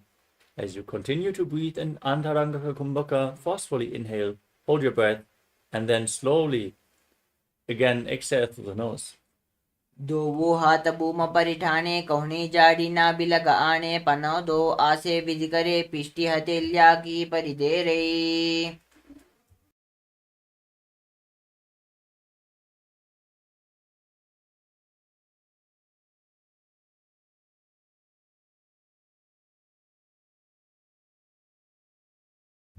Next up is Padukasana. Now place the back of your hands on the mat and step your feet onto your palms, wrapping your hands around the feet like shoes. As you visualize yourself wearing padukas, walking across India, walk around on your mat. हस्ततलयोः पादतले कृत्वा तिष्ठेत् गच्छेत् पादुकासनं भवति. Next is Kukkutodanasana. Now place your hands on the ground, shoulder width apart, and jump your legs up and let them fall back down again and again as you visualize yourself as a rooster. हस्ततले भूमौ कृत्वा पादते च ऊर्ध्वमुड्डानं कृत्वा.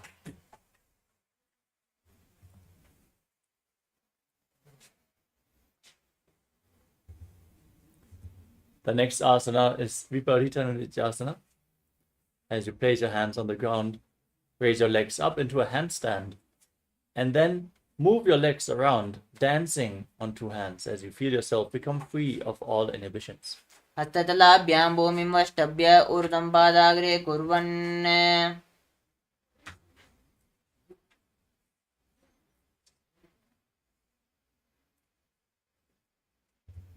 Next up is Kunjarasana. Now separate your feet and place one palm on the mat, keeping the other hand by the ear. As you visualize Swamiji in your inner space, breathe calmly through your nose in Sahadri Kumbhaka. अथ वक्षे महादेव कुञ्जरासनमुत्तमं करेण इकेन पादाभ्यां भूमौ तिष्ठेत् चिरकरः. Exchange the position of your hands, place the other palm on the ground. Visualize Swamiji, breathe calmly in Kunjarasana on the other side. अथ वक्ष्ये महादेव कुञ्जरासनमुत्तमं करेण इकेन पादाभ्यां भूमौ तिष्ठेत् चिरकरः.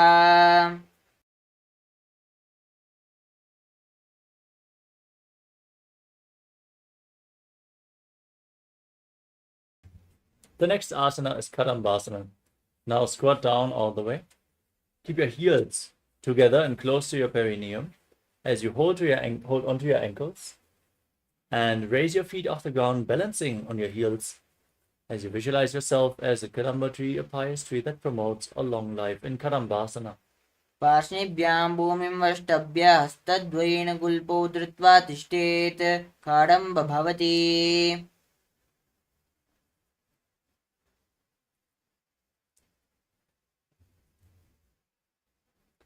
The next asana is Pavana Muktasana.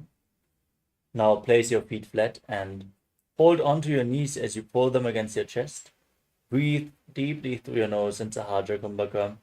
Push your stomach against your thighs as you visualize that any excess vata is being released from or balanced within your system in Pavana Muktasana. द्वयोस्तु पादयोः पाणिं लात्वा स्वस्थनितम्बके जानुनि वक्ष्यसि साधुर्बभ्रति करबन्धनैः एवं विधा स्थितिर्यत्र तत्र वायुमुक्तासनम्.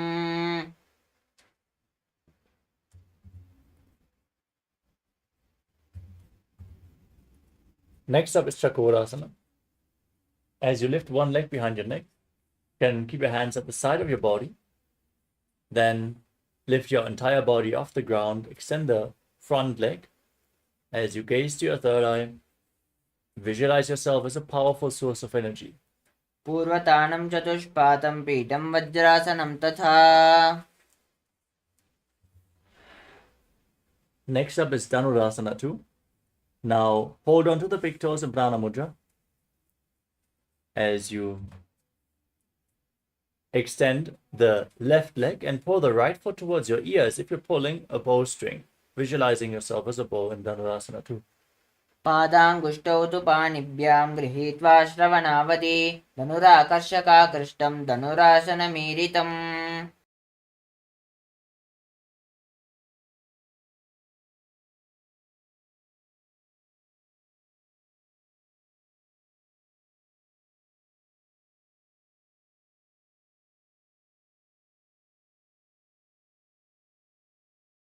The next asana is Ashtavakrasana. Now lift one leg over top of your shoulder.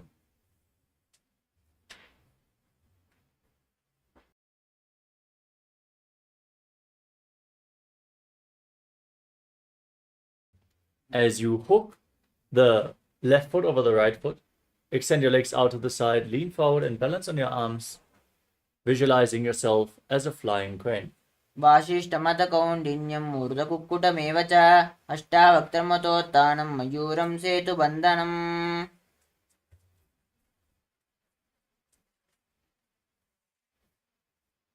Next up is Pranasana. Now keep the right foot flat and place the left foot onto the right thigh. Bring your right shoulder underneath the raised knee.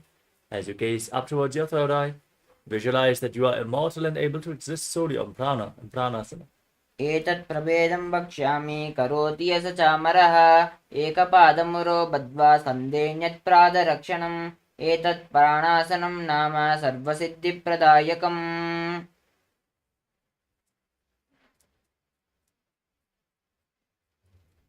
Next up is Paramashivoham. Now bring the left foot to the outside of the right hip and step the right foot over the left knee. Twist your left elbow around the raised knee, bring the hand below and interlock your fingers behind your back as you gaze to your third eye and visualize Sage Matsyendranath, the master of Hatha Yoga in Paramashivoham. मत्स्येन्द्रपीठं जठरप्रदीप्तिं प्रचण्डरुग्मण्डलखण्डनास्त्रम् अभ्यासतः kundalini प्रबोधं दण्डश्चिरत्वं जिदतादि पुंसां पार्श्वाभ्यां द्रियते यस्तु पार्श्वमत्स्येन्द्रमुत्तमम्. The next asana is Chakodasana. As you lift the leg behind your neck, extend the opposite leg forward enough as you lift your entire body off the ground. Visualize yourself as a powerful source of energy in Chakodasana. पूर्वतानं चतुष्पातं पीठं वज्रासनं तथा. Now hold on to the big toes in Prana Mudra and this time pull the left foot towards your ear, visualizing yourself as a bow in Dhanurasana 2. पादाङ्गुष्ठौ तु पाणिभ्यां गृहीत्वा श्रवणावधि धनुराकर्षकाकृष्टं धनुरासनमीरितम्. Now repeat Ashtavakrasana on the other side. Lift the left foot over your shoulder and hook the right foot over top of the left foot, extending the legs out to the side as you visualize yourself as a flying crane in Ashtavakrasana. वासिष्ठमतकौण्डिन्यं मूर्धकुक्कुटमेव च. Now place the left foot flat and place the right foot onto the left thigh. Bring the left shoulder beneath the raised knee. Gaze up towards your third eye and visualize that you are immortal and able to exist solely on prana. एतत् प्रभेदं वक्ष्यामि करोति yes चामरः एकपादमुरो बद्ध्वा सन्देन्यत्प्रादरक्षणम्. एतत् प्राणासनं नाम सर्वसिद्धिप्रदायकम्. Now repeat Paramashivoham on the other side. Place the right foot at the outside of the left hip and step the left foot over the right knee. Twist your right shoulder outside the raised knee and bring your hands below, interlocking your fingers behind your back. As you gaze to your third eye, visualize the master of Hatha Yoga, Sage Matsyendranath in Paramashivoham. मत्स्येन्द्रपीठं जठरप्रदीप्तिं प्रचण्डरुग्मण्डलखण्डनास्त्रम् अभ्यासतः kundalini प्रबोधं दण्डस्य तत्त्वं हि ददाति पुंसां पार्श्वाभ्यां द्रियते यस्तु पार्श्वमत्स्येन्द्रमुत्तमम्. Next up is Ardha Paschimottanasana. Now keep the right heel at the perineum and extend the left leg forward. As you lean forward and down, hold on to the left foot with both hands. Bring your head down and visualize Swamiji as you breathe in Jiva Chala Kumbhaka. Inhale deeply, hold your breath and freely move the prana within your system by the force of your will. एकं पादं प्रसार्य एकं पादस्य पार्श्वनाशीवनी सम्पीड्य. The next asana is Kraunchasana. Now keep the right foot outside the hip with the top of the right foot flat on the mat, the knee on the ground. Hold onto the left foot and extend it up in front of your face, keeping the knees straight. Now visualize yourself as a crane in Kraunchasana. वासिष्ठमदकौण्डिन्यं मूर्धकुक्कुटमेव च अष्टावक्त्रमतोत्थानं मयूरं सेतुबन्धनम् उत्थानपादं क्रौञ्चं च मरीचिं वीरभद्रकं नरराजं त्रिकोणं च सुप्ताङ्गुष्ठप्रसारणे. Now repeat Ardha Paschimottanasana on the other side. Keep the left heel against the perineum and the right leg straight. Lean forward and down, hold onto the front foot as you visualize Swamiji in your inner space. एकं पादं प्रसार्य एकं पादस्य पार्श्वनाशीवनी सम्पीड्य हस्तद्वयेन प्रसारितपादाङ्गुष्ठं धृत्वा.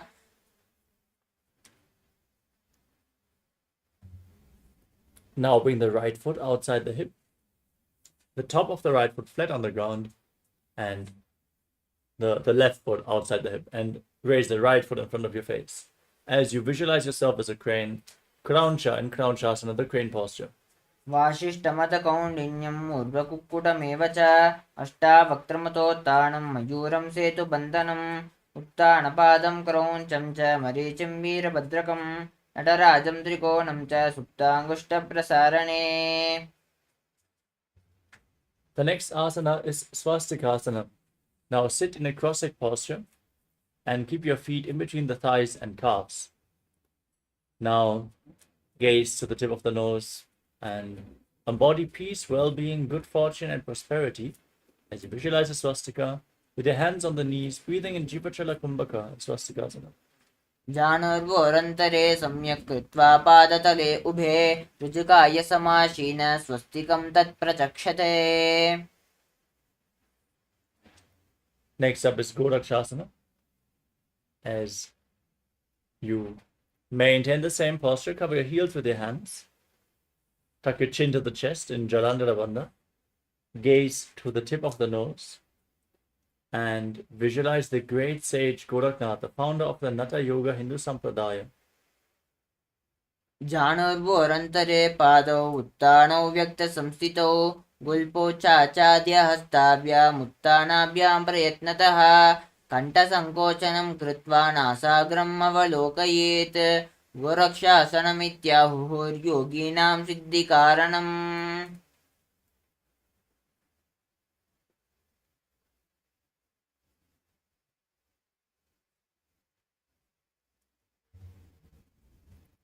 The next asana is Bhagasana 2. Now keep the left heel against the perineum and place the right foot onto the left thigh. Gaze up towards your third eye. Visualize Swamiji. Meditate on Arihanta, the Lord, the Enlightened One, the Avatar. Now inhale all the way and hold your breath as you enter Shan Mukhi Mudra. Close your mouth with little and ring fingers, your nostrils with the middle fingers, and your eyes with the index fingers as you lock your ears with your thumbs in Bhagasana 2. वामपार्श्वगुणौ संस्थाप्य दक्षाङ्घ्रिं वामजगणे एवं विदासनं यत्र तत्र साधो भगासनम्. Next up is Yogasana 2. Now place your feet onto opposite knees and keep your hands on the ground next to your body with the palms facing up. Now gaze to the tip of the nose. Visualize Swamiji in your inner space and Breathe in Kaka Chantra Kumbhaka. Make the shape of the beak of a crow with your mouth and inhale through your mouth, exhale through your nostrils. उत्थानो चरणो कृत्वा संस्थाप्योपरि जानुनो आसनोपरि संस्थाप्य चोत्थानं करयुग्मकं पूर्वकैर्वायुमाकृष्य नासाग्रम् अवलोकयेत्.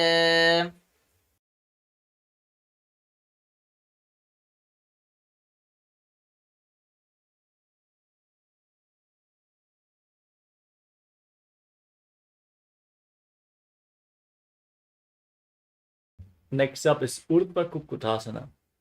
Now rotate your hands at the side of your body.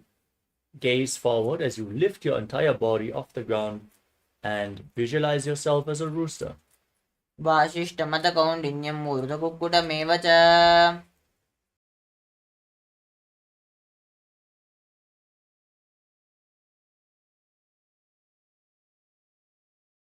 Next up is Siddha Haratali Asana. Now bring your hands in between the legs, the palms on the ground. Don't lift your body up, stay seated on the ground. As you gaze to your nose, visualize Swamiji in your inner space. प्रथम पद्मासनको करे हस्तदो वा गोडासन्धिधेरै. Next up is Hamsasana. Now push your hands into the mat, keep your arms straight, lift your body up.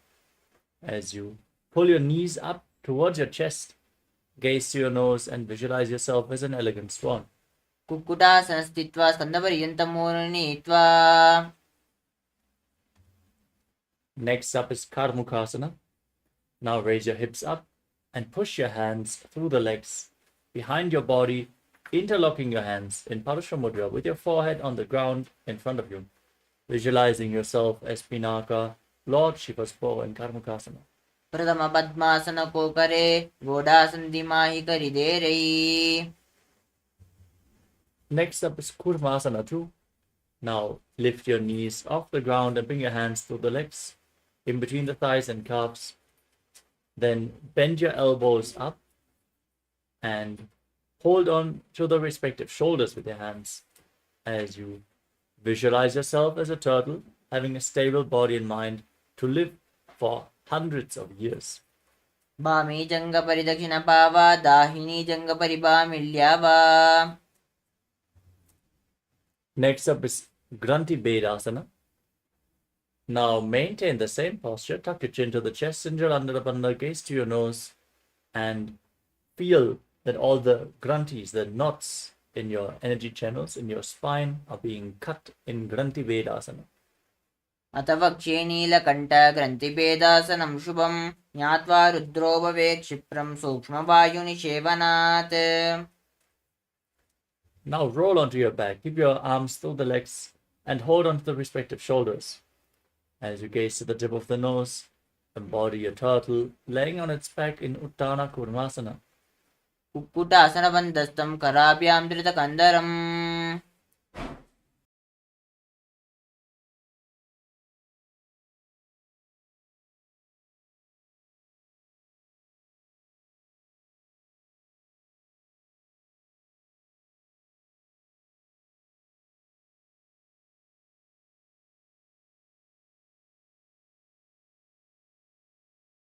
The next asana is Pangu Kukkutasana.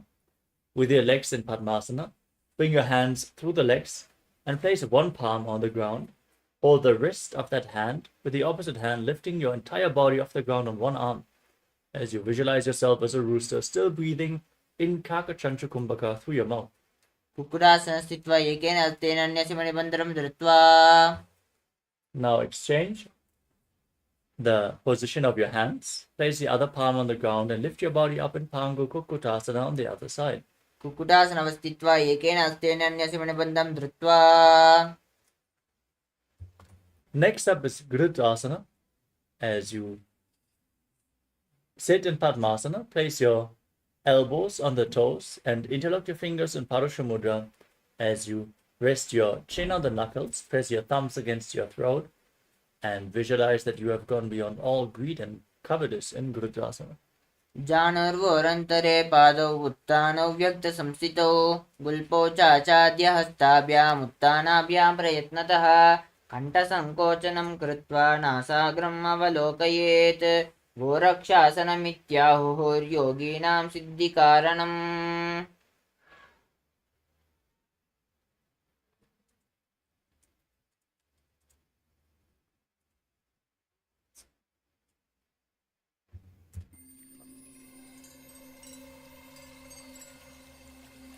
I welcome you all with my love and respect.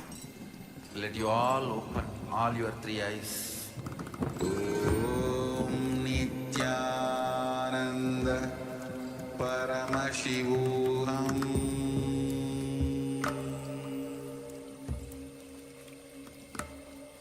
Om Nithyananda Paramashivoham.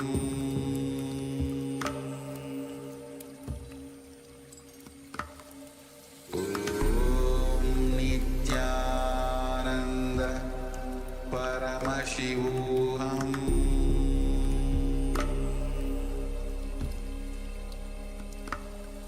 Om Nithyananda Paramashivoham.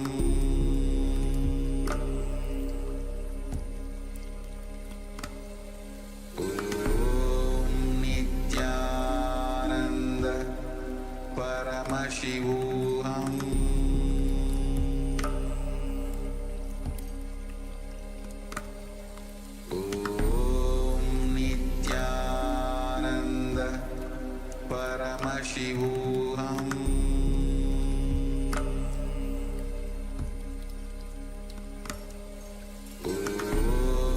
Nithyananda Paramashivoham.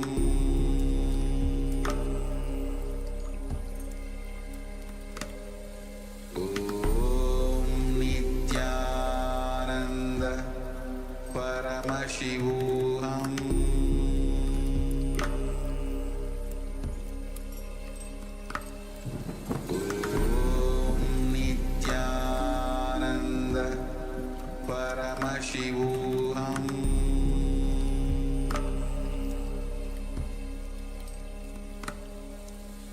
Om Nithyananda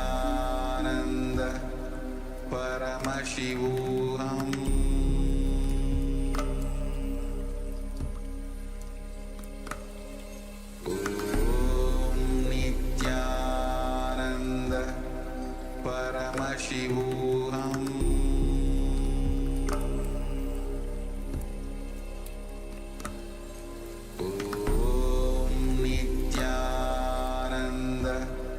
Paramashivoham.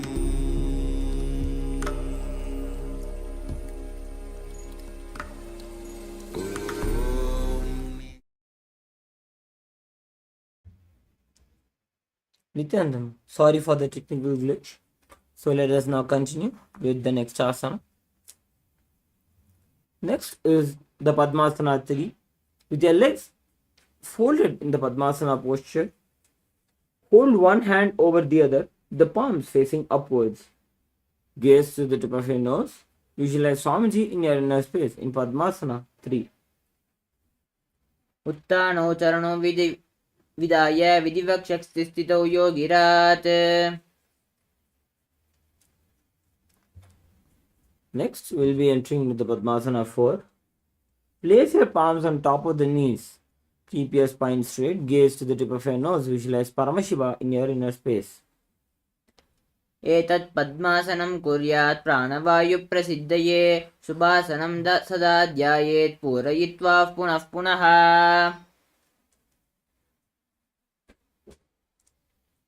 Next, we'll be entering into the Karmakasana 2. From Padmasana, hook your right hand, index finger and middle fingers around your right toes. Lift the elbow as if pulling a bow back and move the big toe around as if aiming an arrow. Place the left hand to the opposite knee and keep the knee straight. Repeat the same on the opposite side, visualizing yourself as Paramashiva's bow. अतान्यासनमावक्ष्ये योगपूरकरक्षणात्. Next is the Karmakasana 3. From Padmasana, Cross your arms behind your back and hold the big toes using the index and middle fingers. Inhale through the tongue, straight in like an arrow. Engage all the three bandhas. Gaze to the nose. Visualize yourself as Paramashiva's bow. कार्मुकासनमाक्षित्य उदरे पूरयेत् सुखं तदा वायुर्वसो याति कालेन सूक्ष्मवायुना.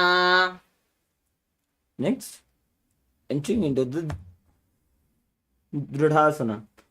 Maintain Karmukasana 3. Release the Mahamudra Bandha.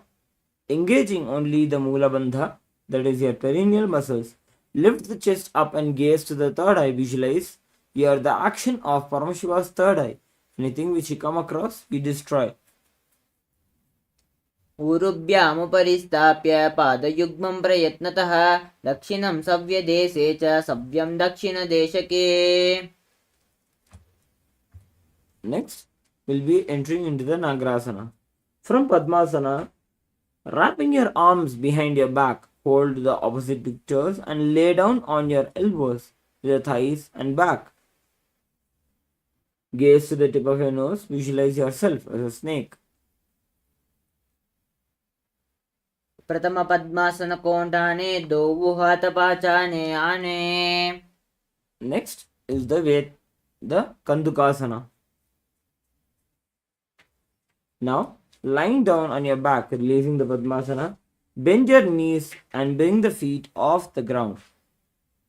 Embrace the knees to the chest and touch your head to the knees, squeezing yourself into a ball in Kandukasana. वेत्रासने स्थित्वा Hastapada निष्कुष्य. Next is the Urdhva Pavanasana. Lay on your back with your knees raised together, big toes evenly together, the hands interlocked under the head. Visualize Swamiji in your inner space. प्रथम सूदो San करावे घोड़ा उबारा से मिलावे. Next is the Maragada Pitasana. Lying on your back, bend the knees and keep the feet flat on the mat. Place the upturned palms under the heels and lift the hips up and high. Engage the Jalandhara Bandha, that is tucking the chin to the chest. Visualize yourself as a powerful alpha ape. उत्तान शयनं पादतले उत्तान हस्तयोः स्थापयेत्. Next is the Uttana Shikhipitakasana. Now, lying supine, raise your hips up. Support your hips with the hands placed at the waist. Make the elbows bear the weight of the body and chin pressed against the throat. Gaze to the nose. Visualize Swamiji in your inner space. जङ्घोरुबलहीनश्चेत् उत्तानशिखिपीठकम् अप्रमत्तः प्रकुर्वीत भुक्तेः प्राग्विजितेन्द्रियः. Next is the Narakasana. Now, raise your hips and legs up and high, bringing hands to the lower back for support if you need it. Having the legs raised up high, balance the body. Visualize blissfully traveling through hell unscathed. ग्रीवाकण्ठेन भूमिं विष्टम्भ पादाग्रद्वयमूर्धमुद्रयेत्. Next is the Triyanavkasana. Now,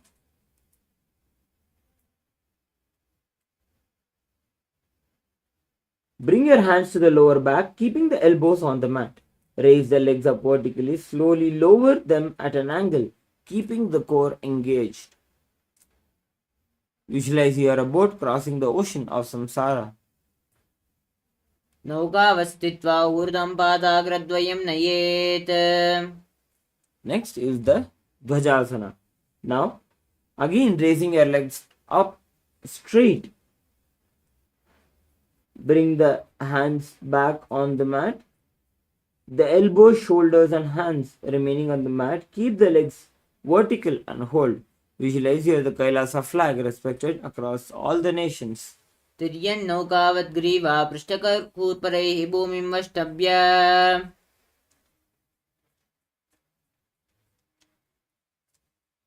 Next, we'll be entering into the Nrittasana. Now, Lie supine and completely relax.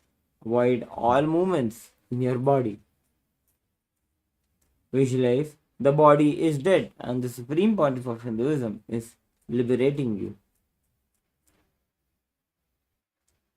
उत्तानं शववद्भूमौ शयनं तु शवासनं शवासनं शमहरं चित्तविश्रान्तिकारणम्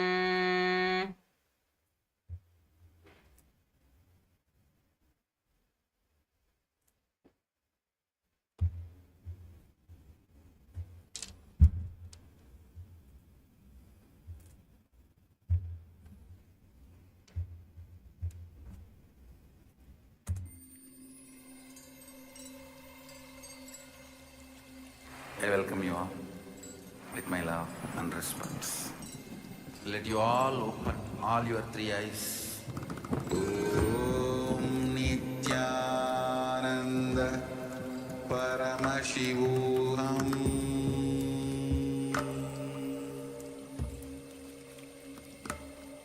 Om Nithyananda Paramashivoham.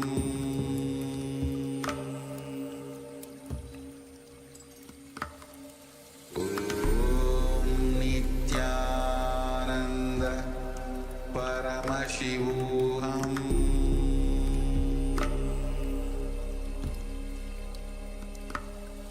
Om Nithyananda Paramashivoham.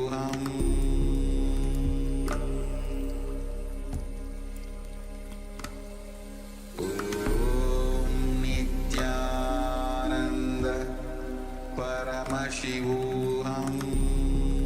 Nithyananda Paramashivoham. Paramashivoham. Om Nithyananda Paramashivoham.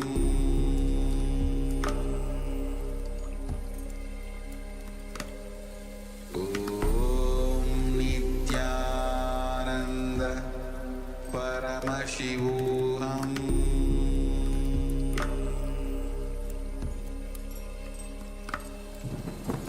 Om Nithyananda Paramashivoham.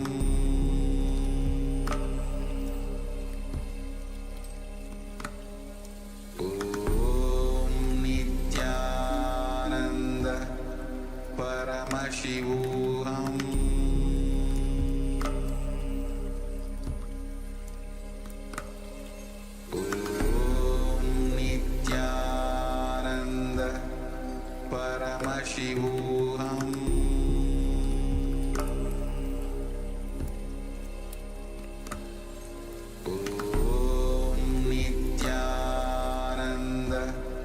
Paramashivoham.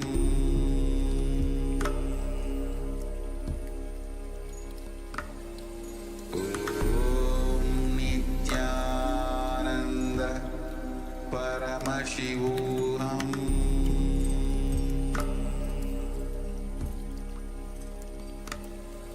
Om Nithyananda Paramashivoham. Now, slowly move your hands and your legs. Bring your knees to the chest. And then bring yourself up into a seated position.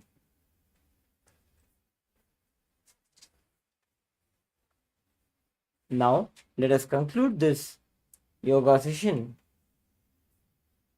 with the Purna Mantra. Please be seated with your head, neck and spine in a straight line. Remember Swamiji in your Ananda Gandha as we conclude with the Purna Mantra. Om Purnamadah Purnamidam Purnat Purnamudachyate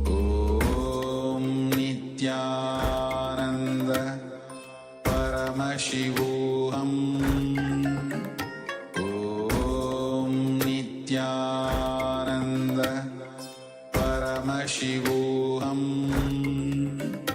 Om Nithyananda Paramashivoham. Om Nithyananda, and welcome to another powerful day of Paramashivoham Level 2. We are nearing the final sprint as we entered well into the last quarter of this season of the program.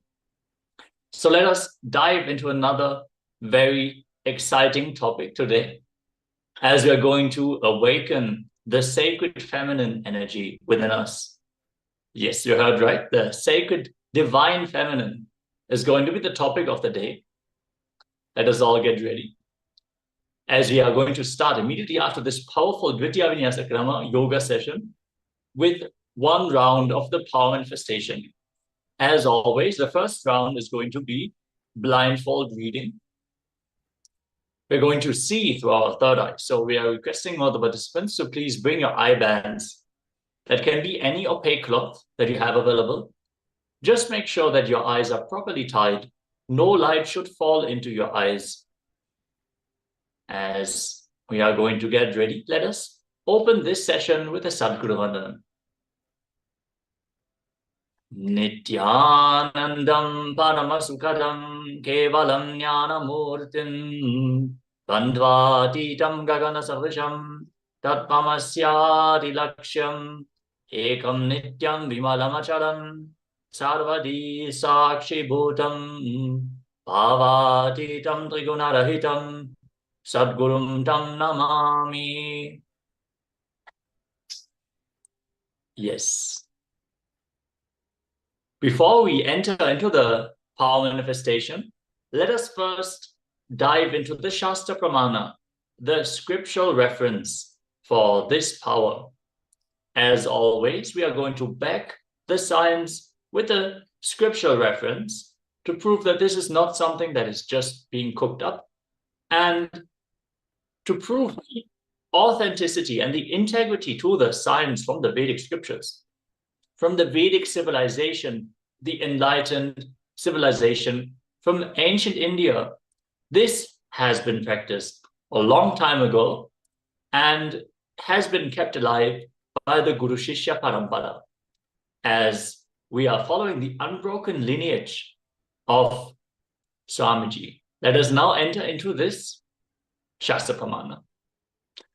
Kapalantarmanonyasya Tishtan Milita Lochanaha Kramena Manaso Dardyat Lakshaye Lakshyamuttamam. By fixing the mind on the inner space within the crown center and sitting stably without any movement, having the eyes closed in succession by that stability of the mind and inner space, through the power of the third eye, one directly sees the ultimate goal, Lakshyam, by having the vision beyond the side that reveals any object or place attaining the space of Paramashiva, which is oneness with the source, Paramashiva. Yes. Let us now straight enter into the manifestation. Today we're going to manifest numbers, seeing numbers through the third eye. Everyone, please settle down and let us enter into the first round of the power manifestation, requesting everyone to tie your eyes now. We also request all the participants here in Zoom to please switch on your cameras. As part of the security guidelines of KAILASA's National Security Agency, we request everyone to please be on camera throughout the program. This is a security measure, and request everyone to please follow along throughout the program. Yes. Get your eye bands ready so we can start into this round of the power manifestation.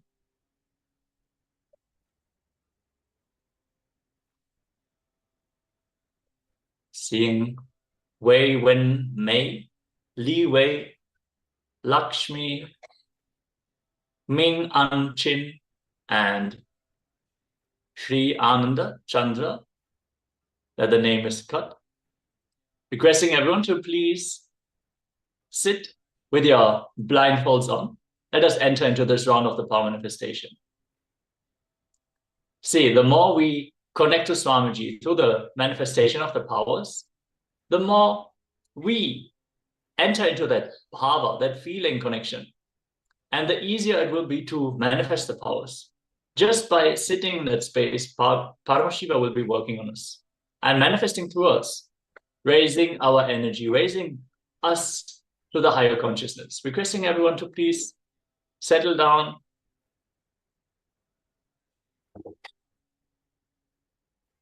Okay, let us now enter into the power manifestation. We're going to project a number on screen. As you are sitting with your eyes blindfolded, with your head, neck, and spine in a straight line, in a cross-legged position, chant the Mahavakya and connect to Swamiji in your third eye. See the, yes, one message in the chat, Nithyananda, as you visualize Swamiji's smiling face in your inner space, connect to him in that sweet feeling connection, that oneness space. Understand there is a space where Swamiji exists exactly as you are existing. It is the same existence as Paramashiva. From that space, the powers are manifesting. So as we connect to this space, we can manifest all the powers as the initiation from Swamiji is happening in the darshan. Requesting everyone to please sit straight with the head, neck, and spine in a straight line with your eyes blindfolded. The hands in Namaskara Mudra as you chant the Mahavakya, the cosmic passcode to manifest all the powers. Om Nithyananda Paramashivoham. Om Nithyananda Paramashivoham. Om Nithyananda Paramashivoham. Keep vibrating with the Mahavakya as we are now going to project the number on screen. Afterwards, we are going to let you know when to remove the blindfold, and then we are going to verify your manifestation. Sit and chant the Mahavakya as we are going to project the number now.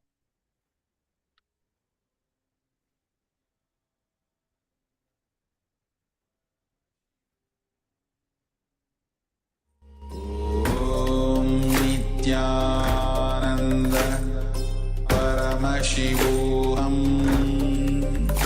Om Nithyananda Paramashivoham. Om Nithyananda Paramashivoham. Om Nithyananda Paramashivoham. Om Nithyananda Paramashivoham. Om Nithyananda Paramashivoham. Om Nithyananda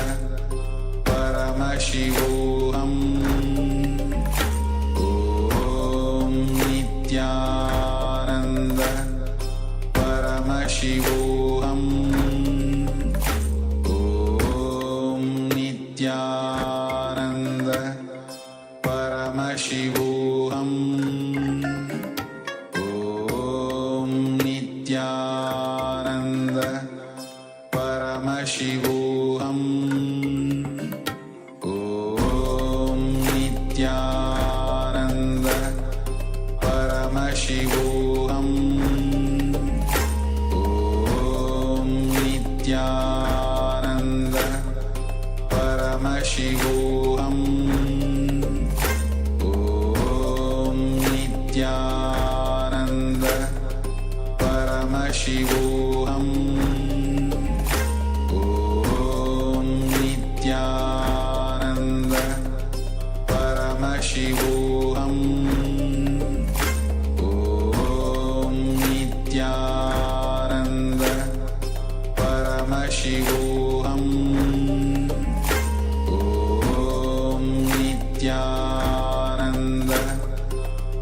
Paramashivoham. Om Nithyananda. Paramashivoham. Om Nithyananda. Paramashivoham. Om Nithyananda. Paramashivoham. Om Nithyananda. Paramashivoham. Om Nithyananda. Paramashivoham. Om Nithyananda. Paramashivoham. Om Nithyananda.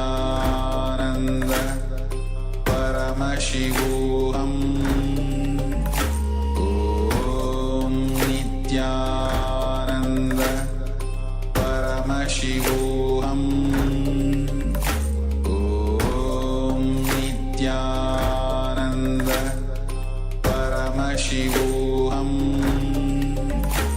Om Nithyananda. Paramashivoham. Om Nithyananda. Paramashivoham. Om Nithyananda. Paramashivoham. Om Nithyananda. You can now slowly remove the blindfold and open your eyes, requesting all the participants to please send the number which was revealed in your inner space here in the Zoom chat so we can verify. Let us now enter into the verification step. Let us know which number you manifested in your inner space, as we're then going to project the number once more to verify the manifestation.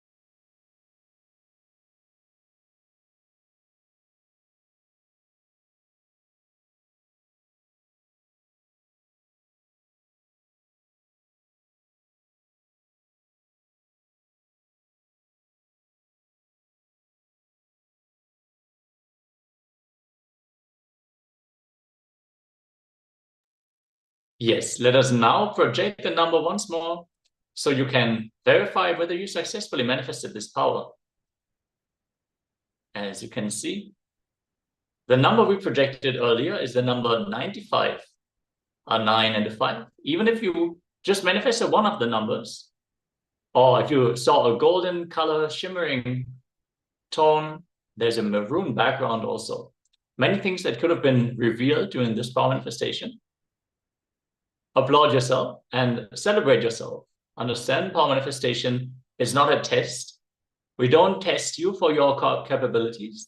It is all about taking the time and dropping our ego, leaving it aside, manifesting the oneness with Paramashiva, deepening, strengthening the feeling connection, So there is nothing like failure in power manifestation. It is all just a great opportunity to manifest Paramashiva through us. With this, we come to the conclusion of this round of the power manifestation.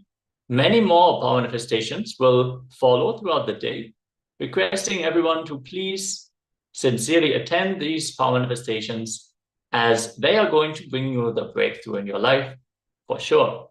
Understand, whenever we manifest the higher consciousness through our body, it is not only that, okay, we manifested some spiritual powers. No, this time the divine consciousness itself manifests through us and cleans up whatever needs to be cleaned up for us to manifest the higher possibilities.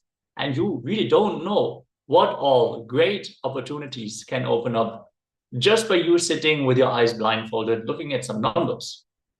It is really the next level breakthrough, the next level jump in the DNA that is being manifested here. So requesting all the participants to please sincerely participate in the power manifestation sessions, as we are now going to learn about divine feminine consciousness. Understand, divine feminine consciousness is the energy of enlightenment itself. Feminine energy is enlightenment. Feminine energy is not confined only to women. And just by having a female body, one doesn't radiate feminine consciousness. Let us listen to a small story. One king lived. He did not have kids, so he wanted to choose one person from the kingdom to train and put him as a king. From the kingdom to train, he announced to the whole kingdom to gather, and he announces a challenge, competition. Whoever can open the door of the fort had a huge gate, maybe 100 feet tall. This king announced a challenge: whoever can open the door of the fort with an empty hand will become king. The whole kingdom gathered. Not a single fellow tried. The moment they saw the door, they got frightened. Oh God, how can I open it? How could this be opened? Because always they have seen the door being opened by 2 or 3 elephants, or with a lot of effort. They never saw the door being opened by one single person. Nobody tried. One young man decided, why not give it a chance? Try. When he went and pushed, the door automatically opened, because the door was never locked inside. It was never locked or sealed inside. Usually the sides you see was not sealed. He just opened the door. Understand, the easiest path to enlightenment is by awakening the divine feminine energy in us. The greater possibilities, as you have listened to this story, it is all about just making the decision to do it. There's no effort involved. Let us first understand, what is feminine energy? Energy which constantly gives birth, expresses itself, is feminine energy. Expression is feminine energy. Understand, feminine energy has 2 aspects. One which gives fulfillment physically as beloved, and second which gives fulfillment emotionally as mother. This is what is symbolized when the deities are shown having 2 consorts, representing the expression of the 2 aspects of feminine energy. The base, the very being, the very basic thing of the human consciousness, it can play both the roles. When you awaken the feminine consciousness in you, you radiate both physical fulfillment and emotional fulfillment. The story of Arunachala, the story of feminine energy. In Devi, feminine energy is awakened, and she became Ardhanarishwara, half male, half female, the representation of Ardhanarishwara, having one side of the body as a female body and one half of the body as a male body. Understand, Devi was sitting and performing great penance, and the feminine energy manifested in her, and she manifested as Ardhanarishwara. The scripture does not say when masculine energy awakened. It says when the feminine energy is awakened, she became Ardhanarishwara, part of Shiva. Devi experienced the enlightenment. When a woman experiences fulfillment, she experiences beloved aspect and mother aspect completely. When both aspects awaken the new consciousness in a person, the being experiences a complete fulfillment. If you are missing the mother dimension, just the beloved dimension cannot fulfill you. A person who can experience and express both dimensions is Ardhanarishvara. When a man becomes enlightened, he becomes a leader. When a woman becomes enlightened, she becomes the mother and beloved. Devi radiates both dimensions when she became enlightened. Any pleasure which you feel inside without any external need is feminine energy. The whole cosmos is symbolized as Brahmanda Yoni, the cosmic feminine energy.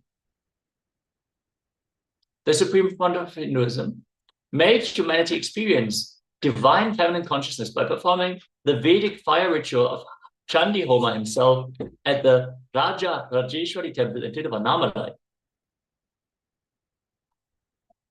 Let us now listen to what the Supreme Pontiff of Hinduism has to reveal about divine feminine consciousness. As we are going to watch a small clip of the Supreme Pontiff of Hinduism.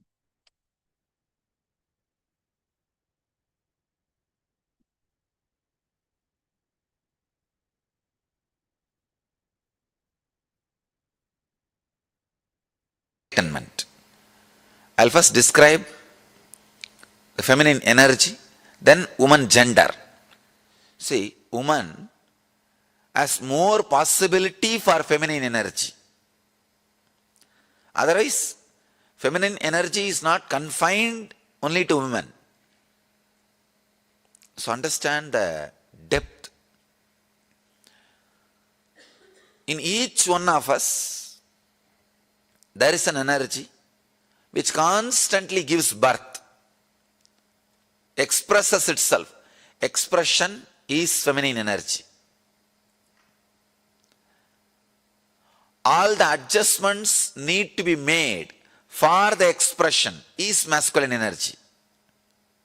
Please understand. The place needed should be created. Means naturally the old has to be removed. The destruction. All that work is masculine energy's work. But the very expression is feminine energy's work.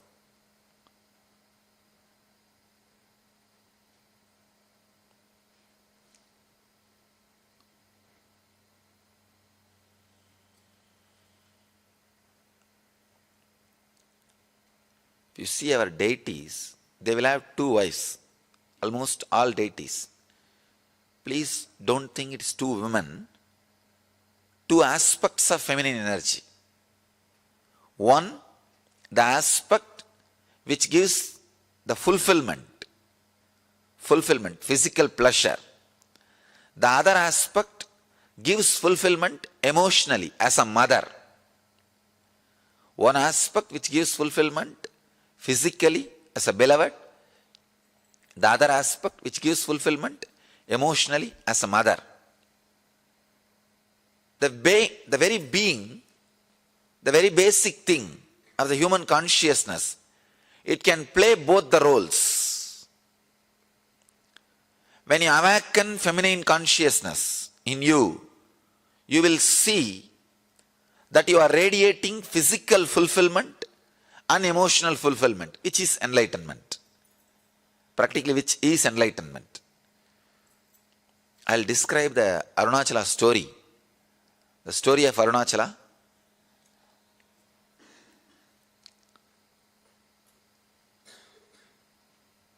The whole Arunachala story is story of woman, story of feminine energy. The story says that Devi was meditating and inside her being, the feminine energy got awakened. Please understand, not masculine. Feminine energy got awakened. She became Ardhanarishvara. The description exactly it says, in Devi, the feminine energy is awakened and she became Ardhanarishvara. Means half male, half female. You'll be surprised. See, in male, if female energy is awakened, and the description says he became half male and half female, perfectly all right. You can understand. But the story says, in Devi, the feminine energy, the feminine Shakti is awakened and she became Ardhanarishwara. Means, when a woman experiences fulfillment, she experiences her beloved aspect and mother aspect completely. The beloved aspect and mother aspect. Please understand. If you are just beloved, you will be materialistic, outgoing. If you are just mother, you will be introvert, caring, compassionate. But both the aspects awaken a new consciousness in you. I can say complete fulfillment.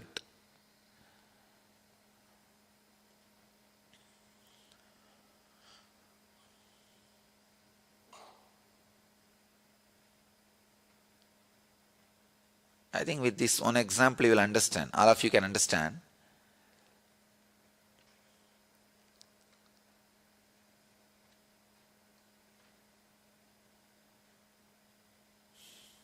With this one example, all of you will be able to understand that mother and beloved dimension. If you are missing the mother dimension, naturally just a beloved dimension cannot fulfill you. If you are missing the beloved dimension, just the mother dimension cannot fulfill you. The body and emotion, both will have fulfillment only when you experience both the dimension. A person who can experience and express both dimension is Ardhanarishwara. Please understand, Ardhanarishwara does not mean just half male, half female. Ardhanarishwara is the person who experience both dimension of feminine qualities. Both dimensions of feminine qualities. When a man becomes enlightened, he becomes a leader. When a woman becomes enlightened, she becomes mother and beloved. Ability to radiate both dimensions. So the Arunachala story describes Devi. She expressed her both dimensions. That is why she became Ardhanarishwara. She experiences and radiates Ardhanarishwara consciousness. Each one of you were carrying the feminine energy. Awakening that feminine energy is enlightenment. Please understand. The first introduction to Tantra, I'll get the sutras and read the sutras to you guys. You will be surprised. First introduction to Tantra. Shiva has spoken 64 Tantras. 64 Tantras and around 60,000 sutras. Please understand, I commented only on 112 sutras. But Shiva has spoken 60,000 sutras. The first introduction he tells, whoever listens, let you all become Devi. Only then you can understand this sutra, this techniques. He says very beautifully, he gives us a meditation technique. Even the brain setup, even the thinking, the body, physical body language, the mental setup, whatever you know as feminine consciousness, women, meditate on that. Please understand. He says you can't actually completely understand the women consciousness, even if you are a woman. Even if you think you are a woman. So the feminine consciousness, I have to use two different words. Feminine consciousness, women body. Women body has a more possibility for feminine consciousness. That does not mean just because you are in the women body, you experience or express feminine consciousness. When Shiva starts the Tantra, first thing he says, intensely meditate on the feminine consciousness, whatever idea you have about the feminine consciousness, live. And Ramakrishna, he practiced this technique. If you have read Ramakrishna's biography, you will understand. He says, 9 months he practiced the technique. He really became woman. Not only feminine consciousness, he became woman. He says, the complete circle of energy, the complete circle of energy happened in me in that 9 months. He says that completion of energy happened in me in that 9 months.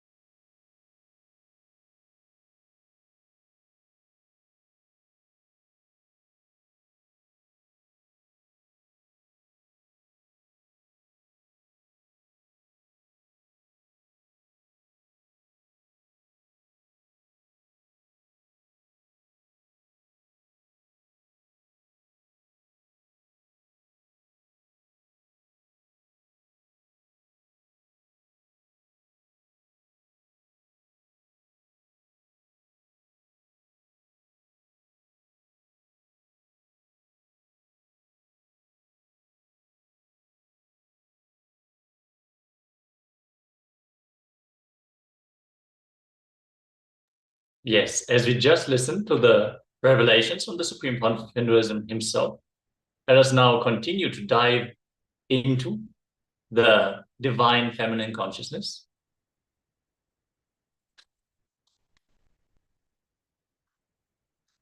As revealed in the Vijnana Bhairava Tantra, verse 18, just as Shakti, or power, is not different from Shaktiman, the holder of power, similarly, Parashakti, the highest power, who is the essence of the Absolute, and therefore identical with Dharma, can never be separated from Bhairava, the possessor of Dharma. When Sri Ramakrishna Paramahamsa practiced divine feminine, he practiced the sadhana of the Saki sect.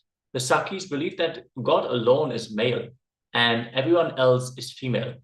Krishna is God and everyone else is Saki, his beloved. So in the Saki tradition, men also consider themselves as women. But what happened to Ramakrishna had never happened in the life of any follower of the Saki tradition. A man can believe on the surface he's a woman, but he remains a man inside. He knows that he's a man. He did the sadhana of the Sakis for 6 months, and after 3 months, his breasts started to swell. His voice changed. He began walking like a woman, and his voice became sweet like a woman's. The male structure of his body began to change. This was a miracle. This had never happened to any man. That is the power of bhava. which, when expressed through the body, can change the very physical and physiological structure of the body. As we can always see in the Bhava Samadhi darshans of the Supreme Pontiff of Hinduism, sometimes his physique would be lean, powerful, big muscles, and his appearance would look huge. And in other darshans, he would look tender and sweet, kind of small in size. We can really see as the different energies are expressing through the Supreme Pontiff of Hinduism, he is also manifesting the body, which is expressing that energy. Let us now understand what is masculine and what is feminine. Anything conscious is feminine. All other adjustments happens in existence for this consciousness to exist is masculine. The center is feminine consciousness, like a queen, and all the workers can be called as masculine energy. That is why our rishis describe very clearly cosmos as the Devi Loka. If you dig, whatever is masculine in you, if you kill it, you are enlightened. Whatever is not feminine, just kill it, you are enlightened. Whatever is feminine can't be killed. That is life's source, the source of life itself. Anything which is not feminine, if you renounce, you are enlightened. Anything which is masculine in you, if you just give up, you are enlightened. You have two paths. One is life which pulsates in you, which is living energy in you, which is shining as light in your eyes, which is giving you the feeling of I am. That is what is called consciousness, which is a feminine aspect in you. And there is something else added, your mind, your body, for the sake of movements, to do what you want. That part which is added is masculine. That is why the masculine part is always aggressive, restless, rajasic. Anything which is restless in you is the masculine part. Anything which is passive and alive is feminine. Anything which is alive will be passive. Anything which is alive will be passive. It will not interfere. It will not be restless. It will not be moving. Let us recap. Anything which is life will be passive because it does not need anything from the outside. Only if you need something, you will be restless. If you need something from the outside, you are not feminine. You are restless from something of the outer world. You carry masculine energy in you. Society is male-minded, restlessness. That is why life is always described as restlessness, especially Western mind-based society. If you exist as you are in feminine consciousness. If you want anything and move physically or mentally, you are in masculine consciousness. Anything which you want physically or mentally and moving, if that movement is stopped, you are done, nothing else. If you just remain in the feminine consciousness, you are done, nothing. Anything which cannot tolerate others is masculine. The role the women need to play did not happen because they were used to create infrastructure. Women are living models, examples of intense passive life energy. They need to remind the planet Earth about living enlightenment. When women are used to create infrastructures, priority of radiating feminine consciousness has been lost. A woman's body is not hardwired to create infrastructure. All the religions based on the sacred feminine energy are peacemaking religions, accepting everybody, everything. All the mother-based religions, the sacred feminine-based religions, not only they will be passive, accepting everything. All the religions based on masculine are all terrorist-based religions, cannot tolerate others' existence. Anything which cannot tolerate others will be masculine. Yes, now we learned about the divine feminine consciousness and its qualities, as well as the masculine consciousness, and what are the different tasks that are to be performed by the feminine and the masculine. Let us now enter into an internalization exercise. We're going to perform this exercise for a few minutes. Now, listen in. Feminine is anything which is life, which will be passive because it doesn't need anything from the outside.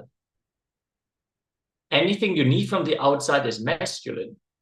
So let us now look into our life and identify the aspects of our life where we have expressed our masculine energy, where we need something from the outside, where we feel, okay, I need this to be fulfilled.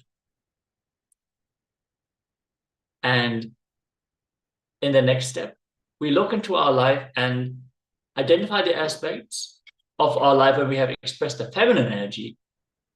And anything which is masculine, if you just give it up, you are enlightened. So let us decide to give up what is masculine in us. Let us now get ready for this internalization exercise.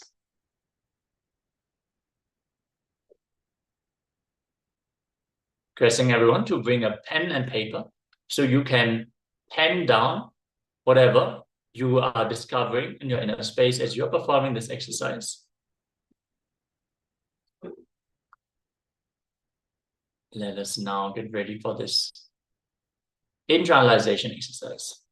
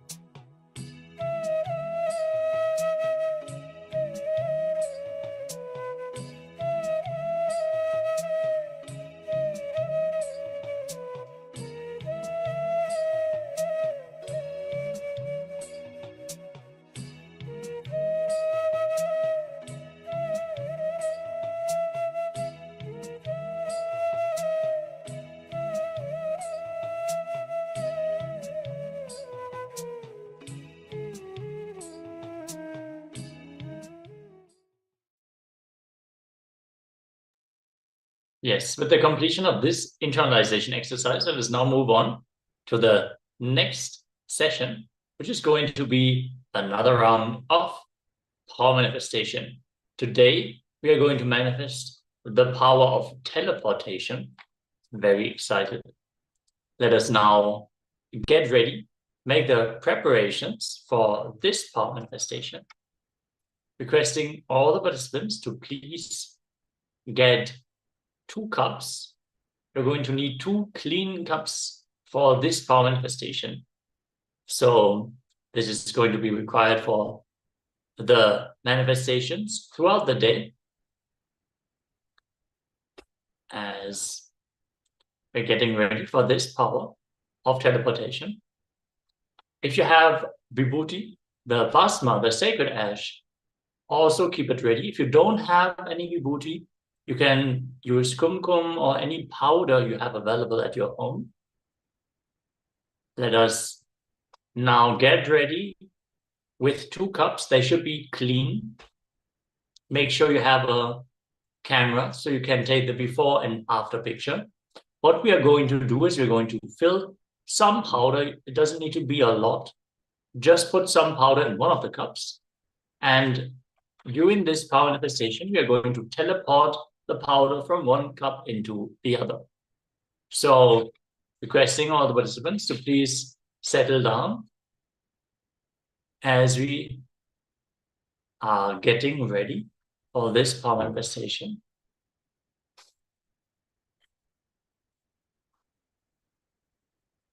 Please Settle down.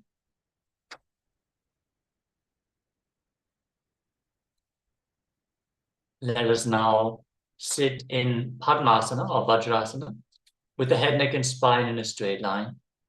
If you cannot sit in any of these postures, you can just sit in a comfortable cross-legged position. Keep your hands in Samana Mudra, tightly clenching the hands. A suction should be created between the palms. Connect to Swamijita Mahavakya and feel your body as light as Paramashivoham. Keep the two cups in front of you, one with vibhuti and another one completely empty, as we start chanting the Mahavakya with the neck and spine in a straight line. Keep your hands in Namaskara Mudra in front of the heart center and chant along. Intensely vibrate with the Mahavakya. Om Nithyananda Paramashivoham. Om Nithyananda Paramashivoham. Om Nithyananda Paramashivoham.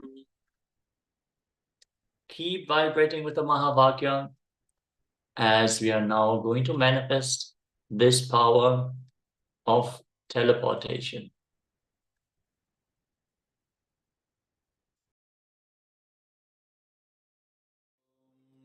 Nithyananda Paramashivoham.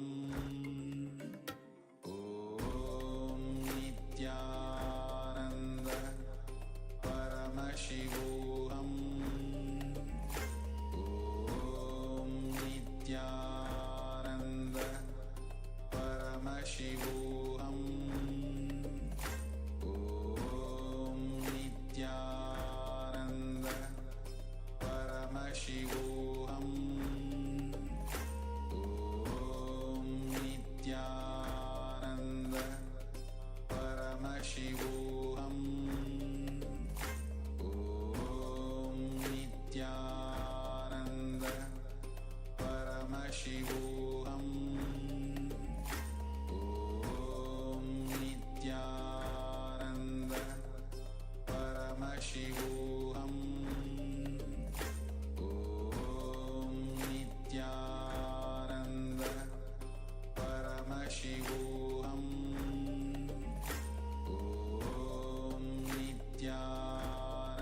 Nithyananda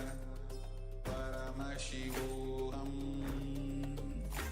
Om Nithyananda Paramashivoham. Om Nithyananda Paramashivoham.